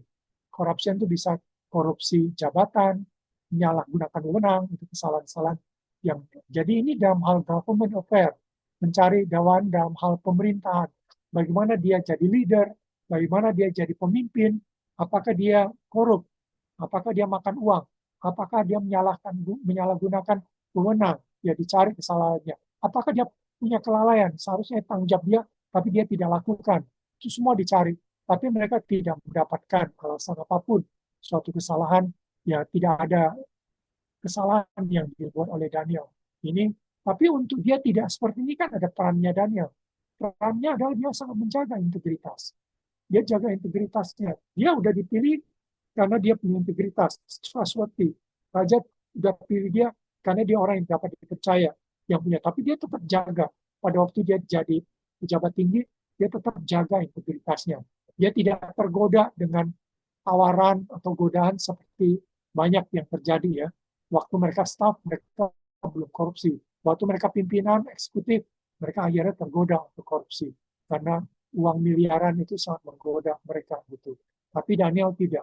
Walaupun dia udah duduk pejabat tinggi dan punya banyak kesempatan untuk korupsi, untuk menyalahgunakan wewenang, dia tidak lakukan itu. Dia sangat menjaga integritas maupun profesionalitasnya. Dalam arti dia sangat profesional, dia tidak lalai, semuanya dikerjakan sesuai dengan apa yang menjadi job desk-nya, apa yang menjadi tanggung jawab dia ya. Jadi sangat profesional. Tidak ada negligent. Ya, kalau orang yang banyak negligent, banyak lalai, deadline lewat semua berarti kurang profesional. Tapi dia sangat profesional. Ini adalah Daniel sebetulnya. Itu tentu ada peran dia. Dia harus kerja keras, dia harus tekun, dia harus berjuang, mengalahkan segala kemalasan, mengalahkan semua distraksi, gangguan-gangguan. Semua harus disingkirkan demi bisa menjadi orang yang berintegritas dan tidak melakukan kesalahan, yaitu itu salah satu yang indah sekali dalam diri Daniel. Lalu tentu saudara kita juga catat di Daniel 6:11, dia juga berdoa 3 kali sehari ya. Demi didengar Daniel bahwa surat perintah itu telah dibuat, pergilah ia ke rumahnya. Dalam kamar atasnya ada tingkap-tingkap yang terbuka ke Yerusalem. 3 kali sehari ia berlutut berdoa serta memuji Allahnya seperti biasa dilakukannya. Teman-teman tadi udah bilang dia punya disiplin rohani yang bagus ya. Atau bahasa yang lain, dia mempunyai relasi dengan Tuhan, dia menjaga relasi dengan Tuhan dengan setia, dengan tekun. Walaupun dia sangat sibuk, pekerjaan tuntutan kerja sangat tinggi, tapi dia tidak mengabaikan 3 kali sehari berdoa. Dia tetap melakukan seperti biasa dia lakukan. Dia tetap lakukan dan dia lakukan dengan berlutut, menunjukkan sikap yang sangat hormat sama Tuhan. Dia berdoa dengan kataan dia berkomunikasi dengan Tuhan, berrelasi dengan Tuhan, dan dia memuji Allahnya dengan sikap yang sangat menghormati Tuhan, sangat bersyukur kepada Tuhan. Biasanya kita memuji Tuhan karena syukur, karena pujian kepada Allah yang kita memuji Tuhan. Jadi itu 3 kali sehari. Ini peran Daniel, saudara. Ya pasti ini punya pengaruh besar dengan dia doa 3 kali sehari, menjaga relasi yang baik dengan Tuhan, membuat dia akhirnya tidak melakukan yang buruk gitu. Sama ya, saya pikir teman-teman tahu banyak perselingkuhan suami akhirnya selingkuh sama wanita lain karena hubungan dia dengan istri yang kurang baik. Jadi kalau dia tidak jaga relasi dengan istri dengan baik, itu akan membuka peluang besar untuk kita jatuh ke dalam dosa perzinahan maupun perselingkuhan. Karena itu kita mesti relasi dengan istri yang baik, dengan anak yang baik, supaya kita tidak akan jatuh ke dalam relasi yang tidak baik gitu ya. Dan demikian juga kalau relasi kita dengan Tuhan tidak baik, kita akan perselingkuhan secara rohani, ya akan melakukan hal-hal yang buruk gitu. Karena itu menjaga relasi dengan Tuhan dengan setia salah satu kunci untuk membuat kita itu sangat bagus ya. Boleh bilang performance kita di kerja sangat excellent gitu, sangat baik ya, sehingga kita menjadi profesional yang indispensable gitu oleh atasan kita gitu. Nah, oh ini, oh sorry ini saya ada belum saya buang ya. Ini satu lagi yaitu pengalaman Yusuf, saudara ya. Jadi Yusuf kita juga belajar Yusuf. Kenapa saya ambil Yusuf? Karena Yusuf agak berbeda. Dia sudah bekerja baik di rumah, tapi adanya iri hati sama kakak-kakaknya membuat dia dijual jadi budak. Bahkan tadinya mau disingkirkan, tapi akhirnya dijual jadi budak. Sekalipun dia sudah bekerja baik sebagai budak di rumah Potifar, tapi karena ia menolak keinginan istri Potifar untuk berzina sama dia, maka ia difitnah dan masuk penjara. Tentu kita bertanya, kenapa ya? Kenapa bisa terjadi? Kenapa dia tidak dilindungi Tuhan, tidak diberkati Tuhan, sehingga dia tidak perlu mengalami hal-hal yang malang seperti ini, musibah seperti ini gitu ya. Kenapa? Gitu. Jadi ini saya ambil contoh Yusuf untuk memperlihatkan bahwa walaupun Anda sudah berusaha melakukan peran Anda untuk menjadi seorang profesional yang indispensable, yang bagus, yang seharusnya diberkati Tuhan, yang terus berkembang kayak Daniel gitu, ya kan? Tapi kadangkala kita juga bisa mengalami tidak seperti itu, ya kan? Seperti Yusuf, dia udah kerja baik di rumahnya, ya dia tadi jadi anak yang baik, bantu ayahnya dengan baik, bahkan dia melayani kakak-kakaknya dengan baik, bawa makanan buat kakaknya, melaporkan kakaknya kepada orang tua supaya kakaknya berubah jadi lebih baik. Itu semua tujuannya baik gitu. Tapi dia dapatnya malah dijual oleh kakaknya menjadi budak. Dia udah kerja baik di rumah Potifar sebagai budak, tapi karena dia menolak ingin istri Potifar untuk berzina, dia difitnah masuk penjara gitu. Nah, hal ini bukan karena ia kurang menjadi indispensable, profesional. Dia tetap profesional yang indispensable sebenarnya. Jadi dia seorang profesional yang sangat bagus, si Yusuf ini. Tapi karena ini ada rencana Allah yang sangat spesial, sangat khusus. Ada rencana Allah yang di luar skema yang umum. Kalau skema umum, kalau kita indispensable, kita naik terus, kita dipertahankan terus. Tapi kalau sampai kita alami bahwa kita udah kerja baik, tapi yang kita alami tidak seperti yang skema umum, tidak seperti yang seperti biasa, malah kita mengalami hal yang bukan dipromosi, tapi dipromosi atau diturunkan, atau bahkan tidak kasih kerjaan. Ya, di dalam satu webinar Bang Ruli cerita bagaimana dia pernah ngalamin dia tidak diberikan posisi jabatan gitu ya. Dia harus mungkin beberapa setahun atau 2 tahun dia harus kerja tanpa posisi apapun gitu.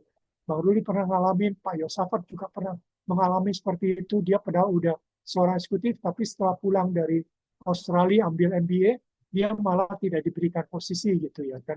Jadi bukan mereka tidak jadi profesional yang baik, mereka sangat baik ya, tapi mereka ternyata Tuhan punya rencana yang khusus gitu. Kalau Bang Ruli memang akhirnya dipakai setelah ganti pimpinan atau apapun gitu ya kan, akhirnya terpakai lagi. Kalau Pak Yosafat mungkin itu dia merasa itu cara Tuhan untuk mendorong dia untuk menjadi seorang wirausaha, sehingga akhirnya dia sekarang lebih ke wirausaha, bukan jadi seorang profesional di kantor gitu ya kan. Jadi ini ada rencana Allah, sama seperti Yusuf, karena dia di penjara lah, maka akhirnya dia bisa jadi penguasa Mesir gitu. Dia bisa masuk menjadi seorang penguasa Mesir, dan memang itu rencana Allah yang besar kepada melalui Yusuf gitu. Jadi kalau teman-teman mengalami seperti ini, ya jangan kecil hati. Mungkin Anda seperti Yusuf, sedang Tuhan siapkan sesuatu yang lebih spesial buat Anda gitu ya. Sama seperti yang Kejadian 50-20 maupun Roma 8. Memang kamu telah mereka-rekakan yang jahat. Jadi di kantor kita mengalami direka-reka yang jahat oleh teman-teman kita, atasan kita, atau bawahan kita. Mereka iri sama kita, mereka nggak suka sama kita, atau mereka takut tersingkir oleh kita, lalu mereka mereka yang jahat.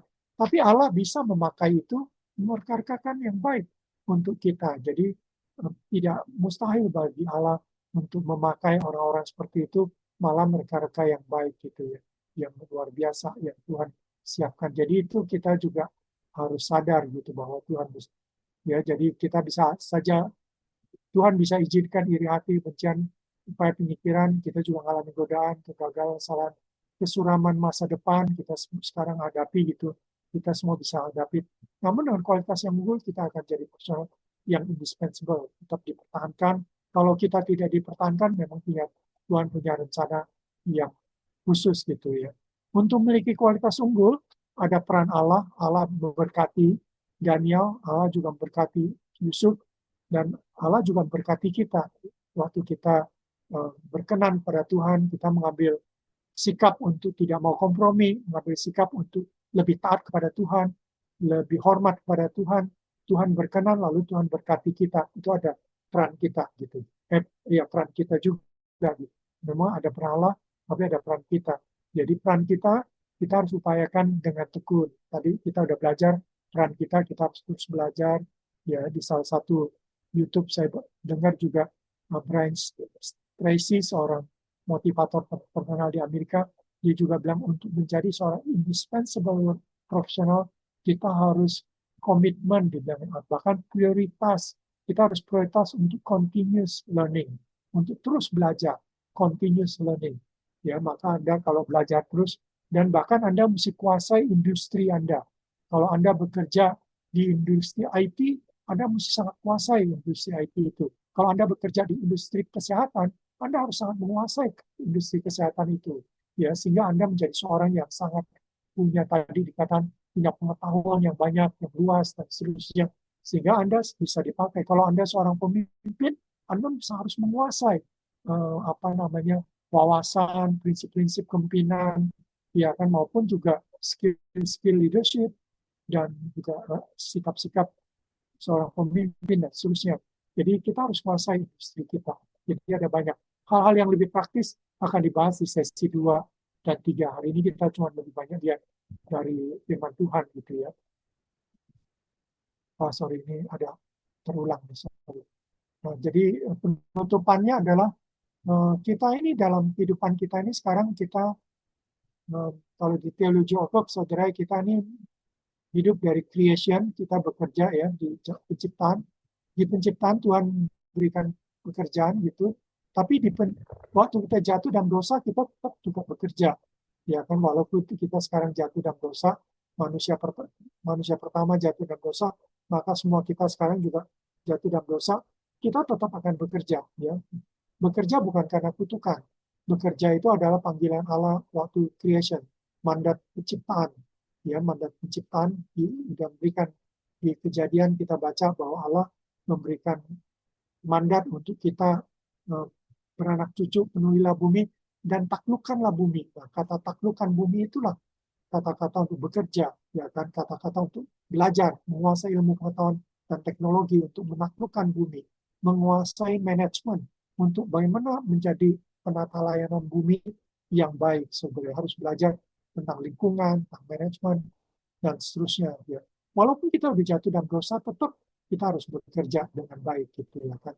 Walaupun sekarang karena jatuh dalam dosa, bekerja itu jauh lebih sulit ya. Di bukunya Every Good Editor, karangannya Timothy Keller, memperlihatkan yang bekerja sekarang itu kadang-kadang nggak fruitful, kadang-kadang banyak sulitnya lah ya, banyak kesulitannya. Jadi kejatuhan dan dosa membuat kita kerja memang lebih berat, lebih sulit, tapi tetap kita harus bekerja, tetap dituntut bekerja yang baik gitu ya.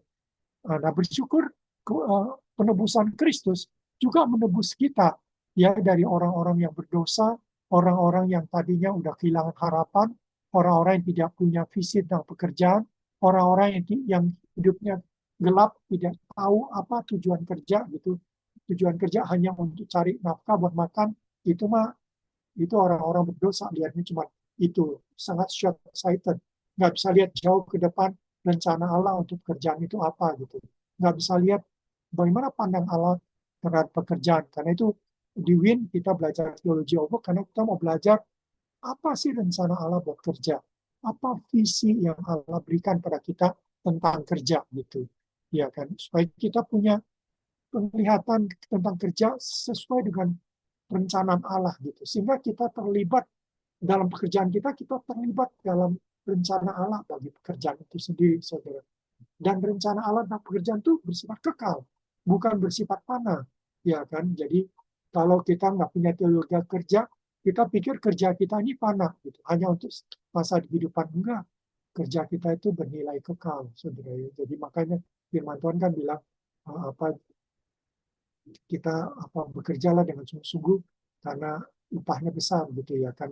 Dan jadi redemption ini penebusan Tuhan dari motivasi yang salah. Kerja motivasi hanya untuk aktualisasi diri, hanya untuk cari nafkah, itu kan motivasi nggak salah benar, tetapi itu nggak utuh gitu, atau itu tidak sepenuhnya karena ada motivasi yang lain untuk kerja itu, yaitu kita bekerja untuk menggenapkan rencana Allah, misalnya bagi dunia ini, ya. Karena itu kita terlibat dalam pekerjaan. Jadi penebusan Kristus juga menebus dunia kerja kita, menebus cara kita memandang kerja, menebus motivasi, dorongan kita untuk kerja, ditebus oleh Tuhan dan dikuduskan oleh Tuhan. Kita mengalami sanctification di dalam kita bekerja. Jadi motivasi yang tadinya tidak kudus, dikuduskan oleh Tuhan, sehingga kita punya motivasi, visi yang kudus tentang kerja gitu.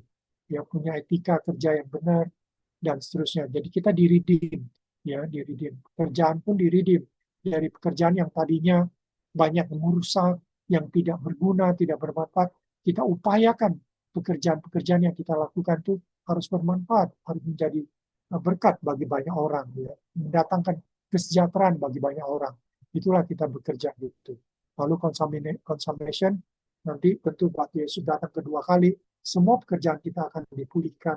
Ya, yang tidak sempurna pun memang selama hidup di dunia yang jatuh dalam dosa, kita tidak akan mengalami kerjaan yang sempurna, yang baik. Ya, semua cacat celah, ada yang tidak sempurna. Kita nggak bisa mencapai satu kesempurnaan yang benar-benar sempurna gitu. Walaupun kita udah usahakan sesempurna mungkin, secara short term kelihatannya sempurna, tapi in the long run nanti pasti ada celah lagi gitu. Tapi kita bersyukur pada waktu Tuhan datang kedua kali, nantinya semua pekerjaan kita akan dipulihkan ataupun disempurnakan dan kita dimuliakan oleh Tuhan pekerjaan ini. Jadi ini penting untuk kita sadari teman-temannya dan pekerjaan kita. Sebagai penutup, saudara, if Daniel can trust God in the lion dens, you can trust God in your stress and worries.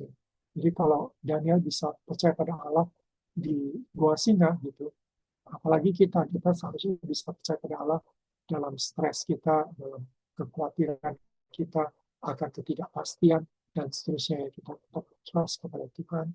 Jangan sampai khawatir melumpuhkan kita, tapi khawatir harusnya motivasi kita untuk belajar lebih baik, untuk menjadi profesional indispensable lebih baik.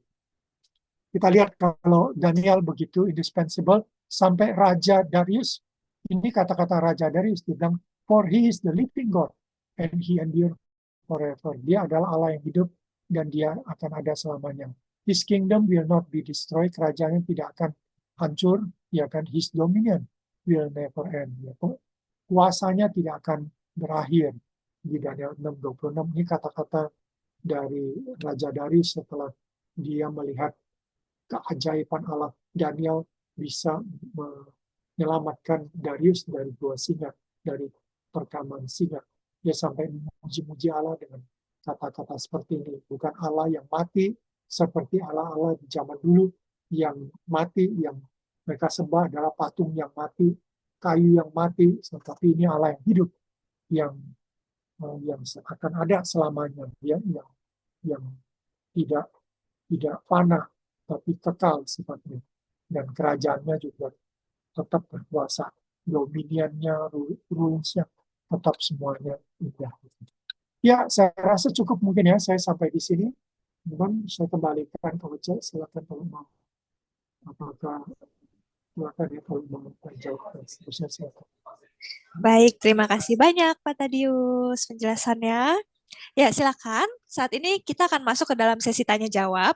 Jikalau kakak, bang, rekan-rekan memiliki pertanyaan, baik itu boleh pertanyaan personal gitu ya, pengalaman sendiri atau mungkin yang kakak, bang, teman-teman lihat di sekitar atau dialami orang sekitar juga boleh gitu ya, silakan. Jika ada pertanyaan boleh tulis di kolom chat atau boleh japri juga ya, private chat ataupun tulis di kolom chat untuk nanti kita bisa diskusikan bersama. Silahkan jika kakak abang teman-teman ada yang mau bertanya, bisa tulis di kolom chat atau bisa juga bertanya secara langsung. Bisa raise hand dan open mic. Dipersilahkan jikalau ada kakak abang yang ingin bertanya. Sebelumnya aku akan bacakan dulu ya pertanyaan. Yang pertama, bagaimana cara alumni menghilangkan perasaan bahwa Daniel adalah contoh yang sempurna? Tetapi kenyataannya di dunia alumni saat ini susah atau sulit untuk memiliki karakter atau kualitas seperti Daniel. Nah, mungkin boleh pertanyaan pertama. Terima kasih, Pak. Baik, ya memang sih kadang-kadang kalau kita baca Alkitab, sepertinya kita lihat orang-orang seperti Kaleb, seperti Daniel itu orang-orang yang saya kagumi, dan sepertinya mereka adalah orang-orang yang sempurna gitu. Kayaknya nggak ada duanya deh, kayak dia gitu. Tapi saya kira enggak ya. Kalau kita baca Elia, mungkin awal kita baca Elia, kalau di Perjanjian Lama, mungkin Anda masih ingat ya, baca Elia. Anda juga punya kesan Elia itu orang yang sempurna gitu, bagus banget gitu. Tapi di Yakobus ditulis bahwa Elia itu manusia biasa, sama seperti kita. Itu ditulis di Yakobus. Jadi kenapa ditulis? Untuk mengingatkan kita bahwa Elia itu nggak hebat-hebat banget juga kok. Ya kan, dia juga pernah ragu sampai kita lihat si Abraham gitu. Abraham juga kan kita pikir, waduh, bapak orang beriman hebat banget gitu. Tapi saya pernah bahas di GCLC, Abraham tuh beberapa kali loh gagal gitu, beriman, dia nggak selalu beriman. Ya kan, berapa kali dia nggak beriman gitu. Sampai dia harus bohong bahwa ini istrinya dibilang itu adiknya, hampir istrinya diambil oleh Raja Firaun dan ditiduri oleh Raja Firaun gitu. Sampai Tuhan marah sama Abraham gitu ya kan. Jadi Abraham itu dia bukan bapak orang beriman, bukan orang yang tidak pernah gagal, tapi dia justru belajar dari kegagalan. Gagal sekali, dua kali, tiga kali, baru yang keempat kali dia nggak gagal. Yaitu waktu dia diuji tentang anaknya, persembahkan anaknya, ya kan, yaitu Ishak gitu. Di situ dia tidak gagal. Tapi itu pun dia butuh waktu, semalaman dia bergumul untuk menggumuli. Walaupun memang Tuhan kasih dia waktu sih semalaman. Tapi besok paginya dia bawa Ishak dan dia mau persembahkan Ishak ya dengan bawa kayu dan seterusnya, dan pisau juga sudah siap semuanya itu untuk persembahkan Ishak. Disitulah Allah udah lihat Abraham apa dia tidak gagal lagi, dia seorang, maka di situlah mungkin dibilang bahwa dia seorang beriman, bapak seorang beriman. Saya yakin Daniel juga sama, Kaleb juga sama. Mereka bukanlah orang yang sempurna. Mereka manusia biasa sama seperti kita. Tapi mereka mendisiplinkan diri. Mereka belajar untuk menyangkal diri dari hal-hal yang tidak baik gitu ya. Itu yang mungkin kita perlu belajar dari Daniel. Gitu, bagaimana dia mendisiplinkan diri, bagaimana dia menyingkirkan keinginan-keinginan yang sia-sia untuk menggapai sesuatu yang lebih bernilai, yang lebih baik gitu. Itu sih yang mungkin memang kadang-kadang Alkitab kalau mau ditulis semua kan jadi tebal gitu. Ya, jadi untuk hal-hal yang sepele, untuk yang berapa, mungkin hal-hal yang tentang Daniel, dia tidak tulis dengan lengkap. Ya, bahwa kegagalan Daniel, mungkin bagaimana Daniel belajar dari jatuh bangun dia, waktu dia masih anak-anak, waktu dia remaja, itu semua nggak ditulis. Ya kan, nggak ditulis. Kalau ditulis sih pasti kita juga tahu bahwa Daniel bukan orang sempurna gitu ya. Tapi Daniel yang tertulis adalah Daniel yang sudah terbentuk, sudah bagus dia. Ya, sehingga kita nggak lihat dia jatuh bangun gitu. Itu sih yang mungkin tafsiran saya ya tentu itu ya. Tapi saya yakin itu cukup berdasar karena Kalau memang Daniel seorang yang sempurna, ngapain ditulis gitu? Toh kita nggak bisa ngikutin gitu. Toh nggak bisa jadi teladan buat kita gitu ya. Tapi itu ditulis untuk jadi teladan buat kita gitu ya. Bahwa kita bisa belajar kok dari Daniel. Mungkin kita nggak perlu sehebat Daniel, tapi kalau kita teladani Daniel, at least kita juga cukup bagus gitu. Kita bisa jadi profesional yang indispensable gitu. Ya, di masa kini itu sih harapannya. Ya, jadi Tuhan tidak menuntut sempurnaan, tapi Tuhan menuntut kesetiaan aja. Kesetiaan kita mau belajar, mau dibentuk, mau dipakai Tuhan gitu seperti itu. Mudah-mudahan itu menjawab ya, Oce. Baik, terima kasih Pak. Mungkin ini ada yang masuk lagi pertanyaan dan sebenarnya masih mirip, namun penekanannya adalah bagaimana kalau memang dari awal kita tidak memiliki kualitas unggul, baik itu latar belakang keluarga, pertemanan, sekolah, lingkungan pekerjaan, dan sebagainya. Dan eh, apa yang bahkan misalkan sudah bekerja keras pun tetap mungkin tidak terlalu kelihatan atau tidak terlalu brilian gitu. Apa yang bisa dilakukan, Pak? Terima kasih. Hmm. Ya, kalau yang ini saya rasa kita ingatkan perumpamaan talenta. Ya kan? Kenapa ada perumpamaan talenta? Dan kenapa di perumpamaan talenta memperlihatkan ada yang orang dikasih talenta 5, ada yang dikasih 2, ada yang dikasih 1. Untuk memperlihatkan memang kita tidak semuanya sama. Kemampuan kita, latar belakang kita, berbeda-beda. Jadi mungkin kalau Anda bukan yang, kalau Daniel mungkin talentanya 5, Anda mungkin 2. Ya kan? Mungkin 1. Gitu. Tapi yang kita lihat menarik dari perumpamaan talenta, yang 5 talenta dapat 5, dengan yang 2 talenta dapat 2, ya kan, pujian dari sang tuannya itu sama, ya kan, sama-sama dapat penghargaan, pujian yang sama gitu. Jadi kalau mau dibilang Tuhan itu adil gitu. Tuhan tidak nuntut kamu yang dengan talenta 2 harus mencapai talenta 5, enggak. Tuhan cuma mau kamu mengoptimalkan talentamu seoptimal mungkin. Kalau seoptimal kamu cuma 2, cukup buat Tuhan gitu ya kan. Tuhan akan memberikan kamu pahala, Tuhan akan memberi kamu reward sama seperti yang 5 talenta. Padahal 5 talenta kan seolah-olah kerja lebih baik, lebih keras untuk dapat 5 gitu. Seolah-olah kan karena dia 5 talenta. Tapi menurut saya sama kok. Karena kalau misalnya contoh orang yang pintar sama orang tidak pintar sebenarnya hampir sama ya. Mungkin orang yang tidak pintar belajar lebih keras gitu untuk bisa mencapai sesuatu. Yang orang yang tidak pintar dia nggak perlu berusaha lebih keras seperti itu, tapi dia capai juga apa yang sama dicapai gitu. Bedanya mungkin di situ. Tapi nanti nilainya juga sama kan. Kalau akhirnya kita dapat nilainya, kita dapat nilai yang sama juga gitu. Jadi yang penting, tapi bukan penilaian dunia ya. Memang kalau penilaian dunia bisa beda. Memang penilaian dunia ranking kita bisa beda gitu. Tapi kita puji Tuhan kita nanti dinilai oleh Tuhan.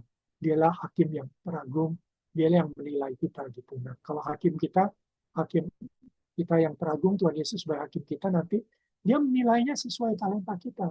Kalau talenta kita 2, Tuhan tidak tuntut kita untuk 5. Kalau talenta kita 1, dia tidak menuntut talenta kita 2. Jadi Tuhan cuma tuntut yang talenta 1 berusaha seoptimal mungkin. Kalau akhirnya mendapatkan 1, sudah cukup gitu. Pahalanya sama dengan yang 2 dapat 2, maupun 5 dapat 5. Kurang lebih seperti itu ya. Mudah-mudahan itu menjawab. Thank you. Baik, terima kasih Pak. Selanjutnya pertanyaannya yang ada di kolom chat juga. Mungkin ini berkaitan sama pekerjaan ya, dengan segala pro kontranya. Apa pandangan Bapak gitu Pak Tadius mengenai bayi tabung? Mengingat ya ini ada pro kontra gitu ya. Namun di sisi yang lain ya sebenarnya ini menjawab pergumulan orang-orang yang memiliki pergumulan ingin punya anak dan sebagainya. Mungkin apa pandangan Bapak? Terima kasih. Kayaknya ini out of context ya. Ada bayi tabung itu untuk medis nantinya. Bisa tanya ke istri saya itu masalah bayi tabung. Ya, tapi secara umum sih saya bisa bilang bahwa sekarang ini memang di kekristenan sebagian ada yang menerima, sebagian tidak menerima. Gitu. Dua-duanya punya alasan. Yang tidak menerima punya alasan, yang menerima juga punya alasan. Gitu. Jadi saya rasa tidak seketat dulu. Kalau dulu kayaknya orang Kristen hampir semua menolak bayi tabung. Tapi orang-orang yang sekarang udah tahu bayi tabung prosesnya seperti apa dan bagaimana gitu, ya kan. Jadi orang yang menerima melihat bahwa itu masih termasuk mandat ilahi Allah, mandat budaya Allah, yaitu menggunakan ilmu pengetahuan dan teknologi untuk menaklukkan bumi. Termasuk ini menaklukkan kesulitan untuk mempunyai anak, ya, menggunakan teknologi, menggunakan medisin untuk akhirnya bisa punya anak. Ya itu masih termasuk mandat budaya gitu. Itu yang orang menerima. Orang yang tidak mau menerima mungkin lebih melihat bahwa anak itu pemberian Tuhan. Kalau memang nggak ada, ya udah terimalah gitu. Tergantung iman Anda. Kalau iman Anda lebih kepada bahwa anak itu pemberian Tuhan, kalau Tuhan tidak memberi ya sudah gitu ya kan, maka ya terimalah dengan sejahtera gitu. Tapi kalau nah ya, ada problem yang lain juga.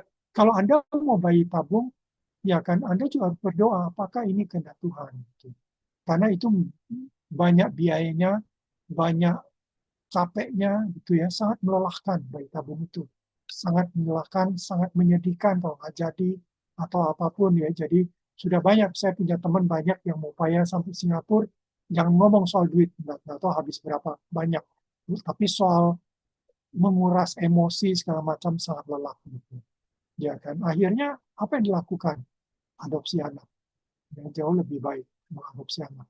Jadi bagi teman-teman yang tidak diberikan uang untuk bisa bayi tabung terlalu mahal, atau tidak diberikan kekuatan mental untuk menghadapi emosi dan seterusnya yang berat menghadapi bayi tabung, lebih baik pilihlah untuk mengadopsi anak. Tapi kalau kalian diberikan kesejahteraan dan dicukupkan uang untuk melakukannya, silakan gitu. Ya kan kita nggak perlu menyalahkan gitu ya. Jadi yang penting kalian berdoakan dan kalian ada sejahtera dari Tuhan untuk melakukan itu dan Tuhan sudah cukupkan kebutuhannya gitu ya. Saya cuma bisa ngomong gitu. Secara medis saya nggak bisa jelaskan.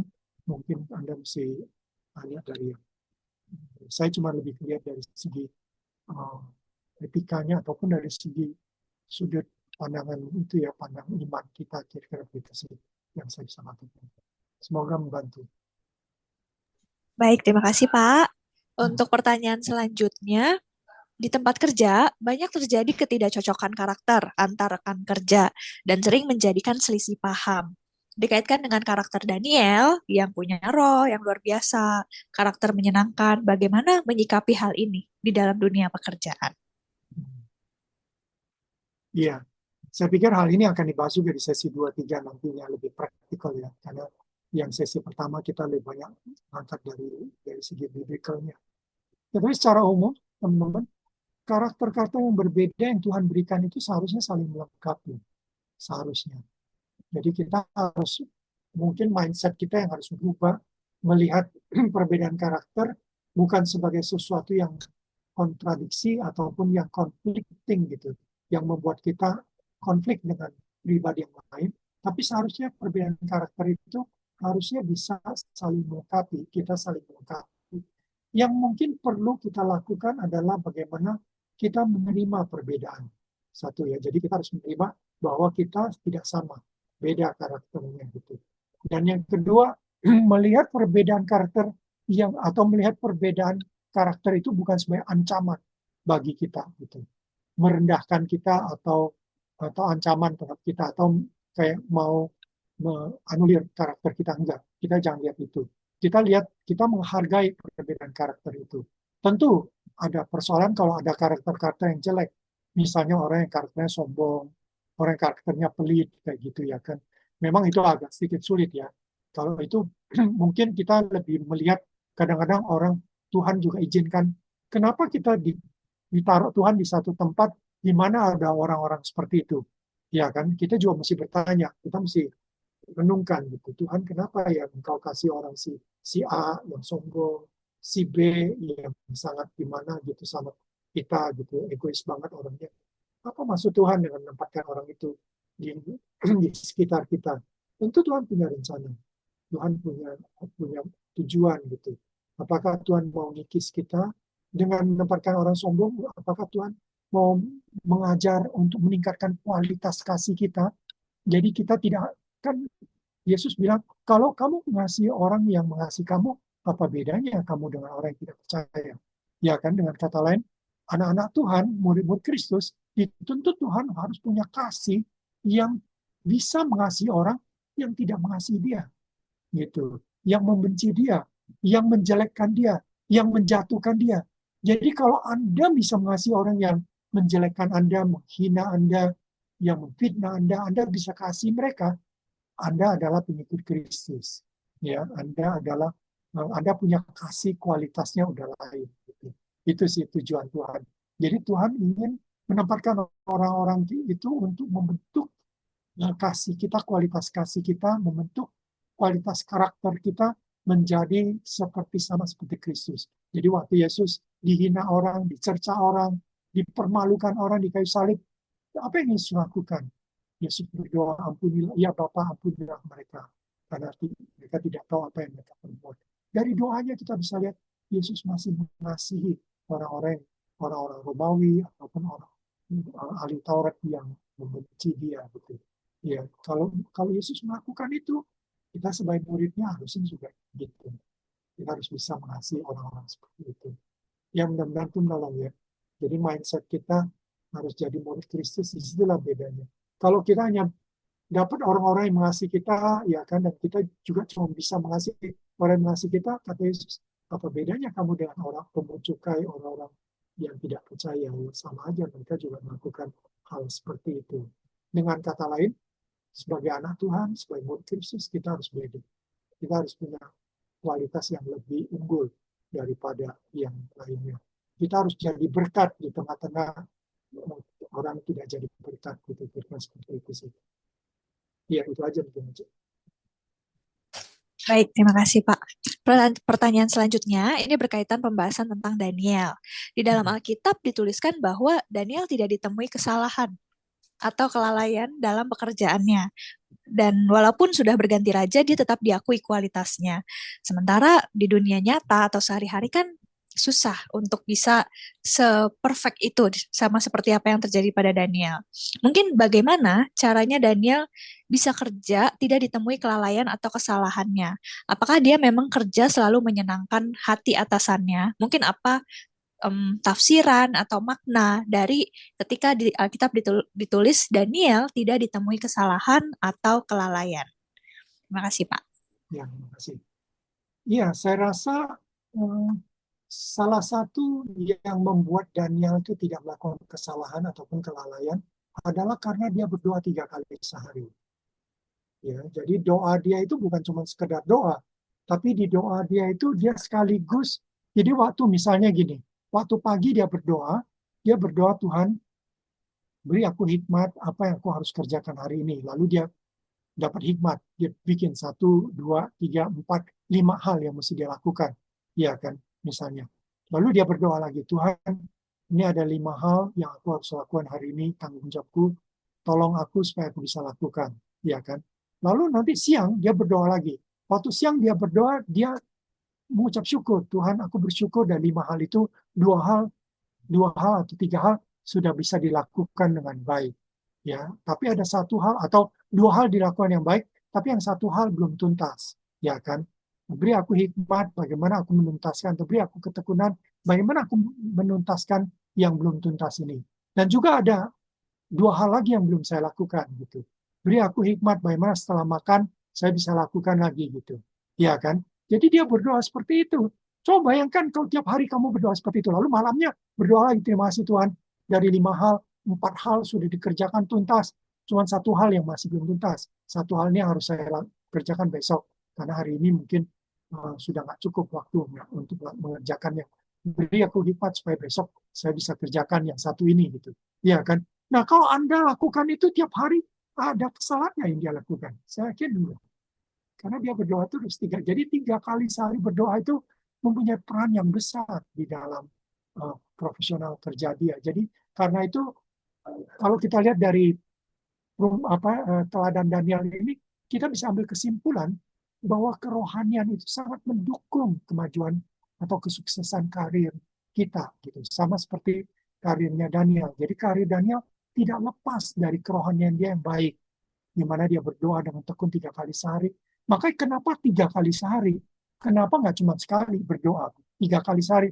Dan orang Yahudi, kalau Anda baca-baca di internet, orang Yahudi berdoanya tuh 3 kali sehari itu seperti apa? Itu jam 6 pagi, jam 12 siang, sampai jam 6 sore. 3 kali sehari itu, kurang lebih seperti itu. Tentu ada sekali 2 kali bergeser dikit waktunya. It's okay gitu. Tapi kira-kira begitulah. Kira-kira tiap 6 jam dia doa lagi gitu.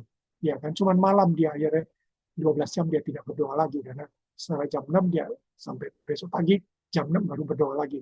Tapi 3 kali berdoa itu udah luar biasa. Nah, makanya sekarang ada yang namanya prayer of examen. Nah, prayer of examen itu mirip seperti doanya Daniel. Karena di prayer of examen dimulai dengan apa presence. Jadi presence tuh Daniel tuh waktu datang dia berlutut. Kenapa dia berlutut? Karena dia mau datang ke hadirat Tuhan. Presence kan, dia datang ke hadirat Tuhan. Lalu kenapa dia memuji Allah? Maka yang kedua gratitude, karena dia bersyukur, bersyukur untuk berkat Tuhan, bersyukur untuk pemeliharaan Tuhan, bersyukur akan kebaikan Tuhan pada dia. Dia bersyukur. Baru yang ketiga review. Review itu apa? Look back 6 hour apa yang lalu gitu, atau 12 hour yang lalu. Look back. Jadi lihat kembali. Karena waktu kita review, kita lihat ulang gitu, apa yang kita udah kerjakan, apa yang kita lewati dalam masa-masa dan jam lalu. Lalu look ahead, yaitu respon. Ya kan, bikin plan. Doakan sisanya gitu. Itu 4 hal itu kalau tiap hari kita doakan, luar biasa. Sangat luar biasa. Jadi Anda bisa seperti yang ditulis, tidak melakukan kesalahan maupun kelalaian gitu.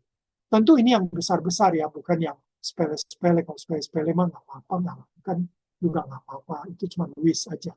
Nah, kalau di dunia manajemen ada istilahnya, ada yang must have dan nice to have gitu. Ya, yang must have ini yang harus. Yang maksudnya di sini dia tidak lalai, dia itu yang must have, yang harus dia kerjakan atau must do. Tapi kalau nice to do and nice to have nggak lakukan masih oke. Karena nggak sesuatu yang penting sekali gitu ya. Itu sih kalau saya tafsirkan kurang lebih. Oke, baik Pak. Memang pertanyaannya banyak yang lebih ke aplikatif ya. Mungkin dua pertanyaan terakhir agak mirip sebenarnya. Bagaimana menghadapi atasan yang curang dalam hal gaji, misalkan menunda kenaikan gaji tanpa info, kemudian memakai fasilitas kantor untuk kepentingan pribadi, dan reward yang dijanjikan, tapi tidak sejalan dengan kenyataan. Padahal beliau ini orang percaya. Lalu, em, jika kita punya atasan sudah menyampaikan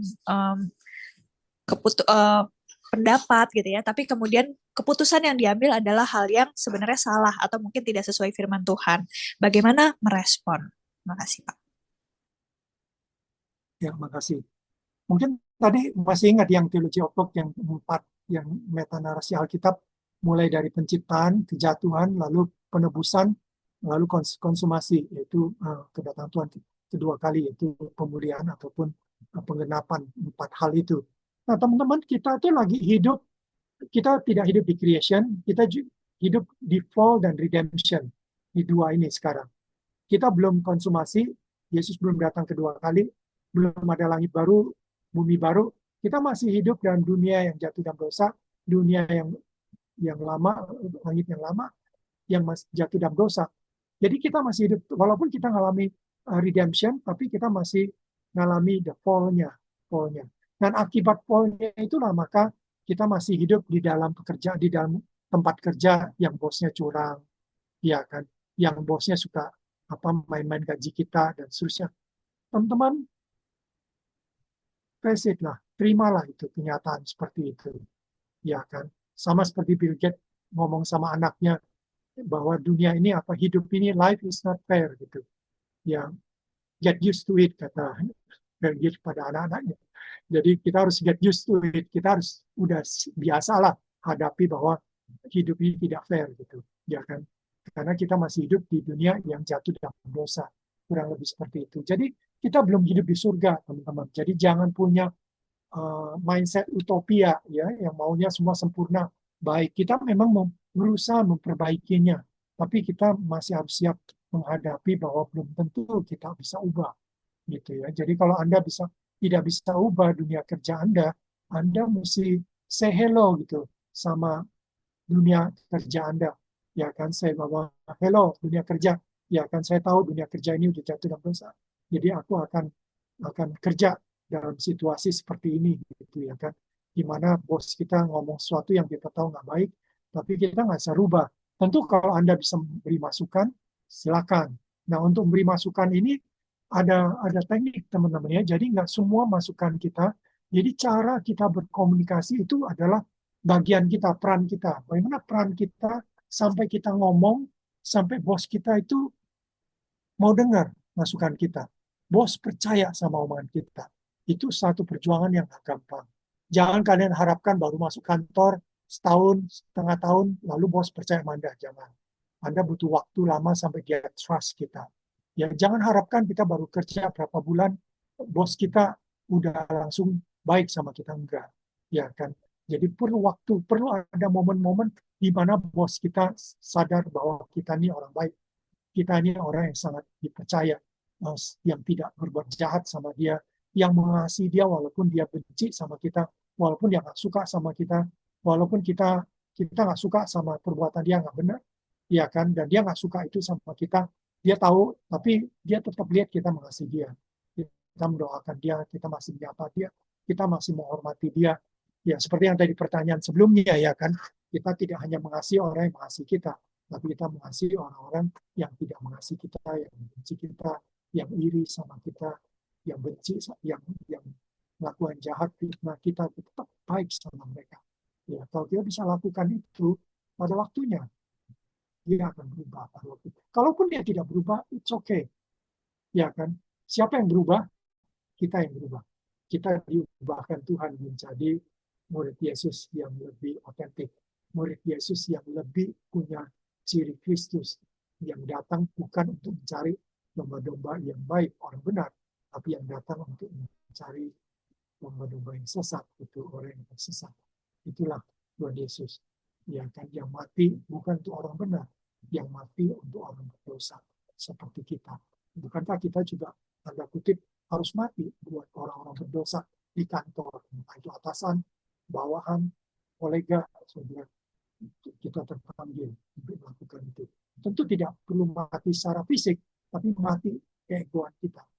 Mati harga diri, dan mati untuk dihormati. Misalnya kita matilah semua itu. Kita nggak perlu dihormati, dihargai gitu ya kan. Nggak apa-apa, kita punya Tuhan yang menghargai kita. Kita punya Tuhan yang lebih hormat sama yang mau mati buat kita, yang menghormati kita gitu.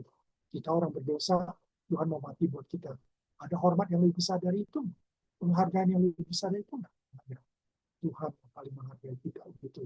Kenapa kita nggak bisa menghargai orang-orang yang menghargai kita gitu ya. Jadi saya rasa itu penting untuk teman-teman miliki ya, menghadapi hidup yang tidak fair. Jadi kita dalam teologi obat kita pakai istilah messy middle.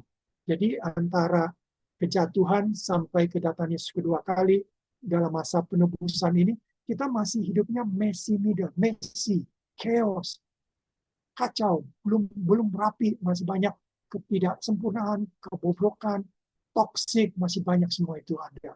Messy, masih sangat messy, bukan suatu yang sudah rapi, sudah teratur, sudah sempurna. Itulah hidupan kita sekarang. Jadi get used to it. Kita harus siap untuk hidup seperti itu. Tidak mengharapkan yang sempurna, yang baik sekarang ini. Gitu. Kurang lebih seperti itu. Ya, yang saya bisa bantu. Thank you. Baik Pak, terima kasih untuk jawabannya. Saat ini kita akan mungkin mendengarkan kalimat penutup sekaligus doa penutup dari Pak Tadius. Ya, kembali lagi sih saya rasa teman-teman kita bersyukur puja Daniel yang walaupun tidak sempurna, kelihatannya dia sempurna, tapi saya rasa seperti kata-kata di Yakobus bahwa Elia manusia biasa sama seperti kita. Saya yakin Daniel juga manusia biasa sama seperti kita. Mungkin talenta saja dia berbeda. Dia mungkin pribadi yang punya 5 talenta, kita 2 atau bahkan kita 1 talenta. Tapi kita harus lakukan peran kita seoptimal kita bisa lakukan. Itu yang kita harapkan. Dan yang penting juga kita, kalaupun di pekerjaan kita, di tempat kerja, kita belum bisa melakukan banyak perubahan, kita tidak bisa merubah tempat kerja kita menjadi lebih baik, tapi kita tetap setia gitu ya kan untuk mengerjakan apa yang dipercayakan pada kita dengan baik. Kembali lagi Tuhan kita adalah atau Kolose 3 mengatakan lakukanlah atau kerjakanlah semua itu dengan sebaik mungkin, bukan seperti untuk manusia tapi untuk Allah gitu, karena dari Allah lah kita akan menerima upah gitu. Jadi jangan Anda kecil hati kalau di dunia gaji Anda dipotong, dikurangin segala macam, nggak apa-apa gitu, karena kita upah kita yang utama di surga gitu. Nah, itu kita dapat firman Tuhan dan kita percaya firman Tuhan bahwa upah kita di surga. Ya, kita tidak kehilangan upah. Kalau kita melayani Tuhan, kita bekerja untuk Tuhan, kita bukan kerja pro bono tanpa upah, tidak, karena upah kita akan dapat dari Tuhan. Kiranya Tuhan memberkati kita semua. Ya, amin.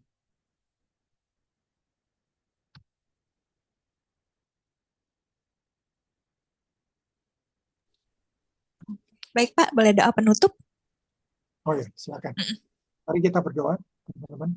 Bapak sungguh bersyukur untuk malam ini, walaupun ada hujan, tapi kami bersyukur bahwa webinar ini ataupun GCLC ini dapat kami lakukan dengan baik, Tuhan, dari awal sampai sekarang.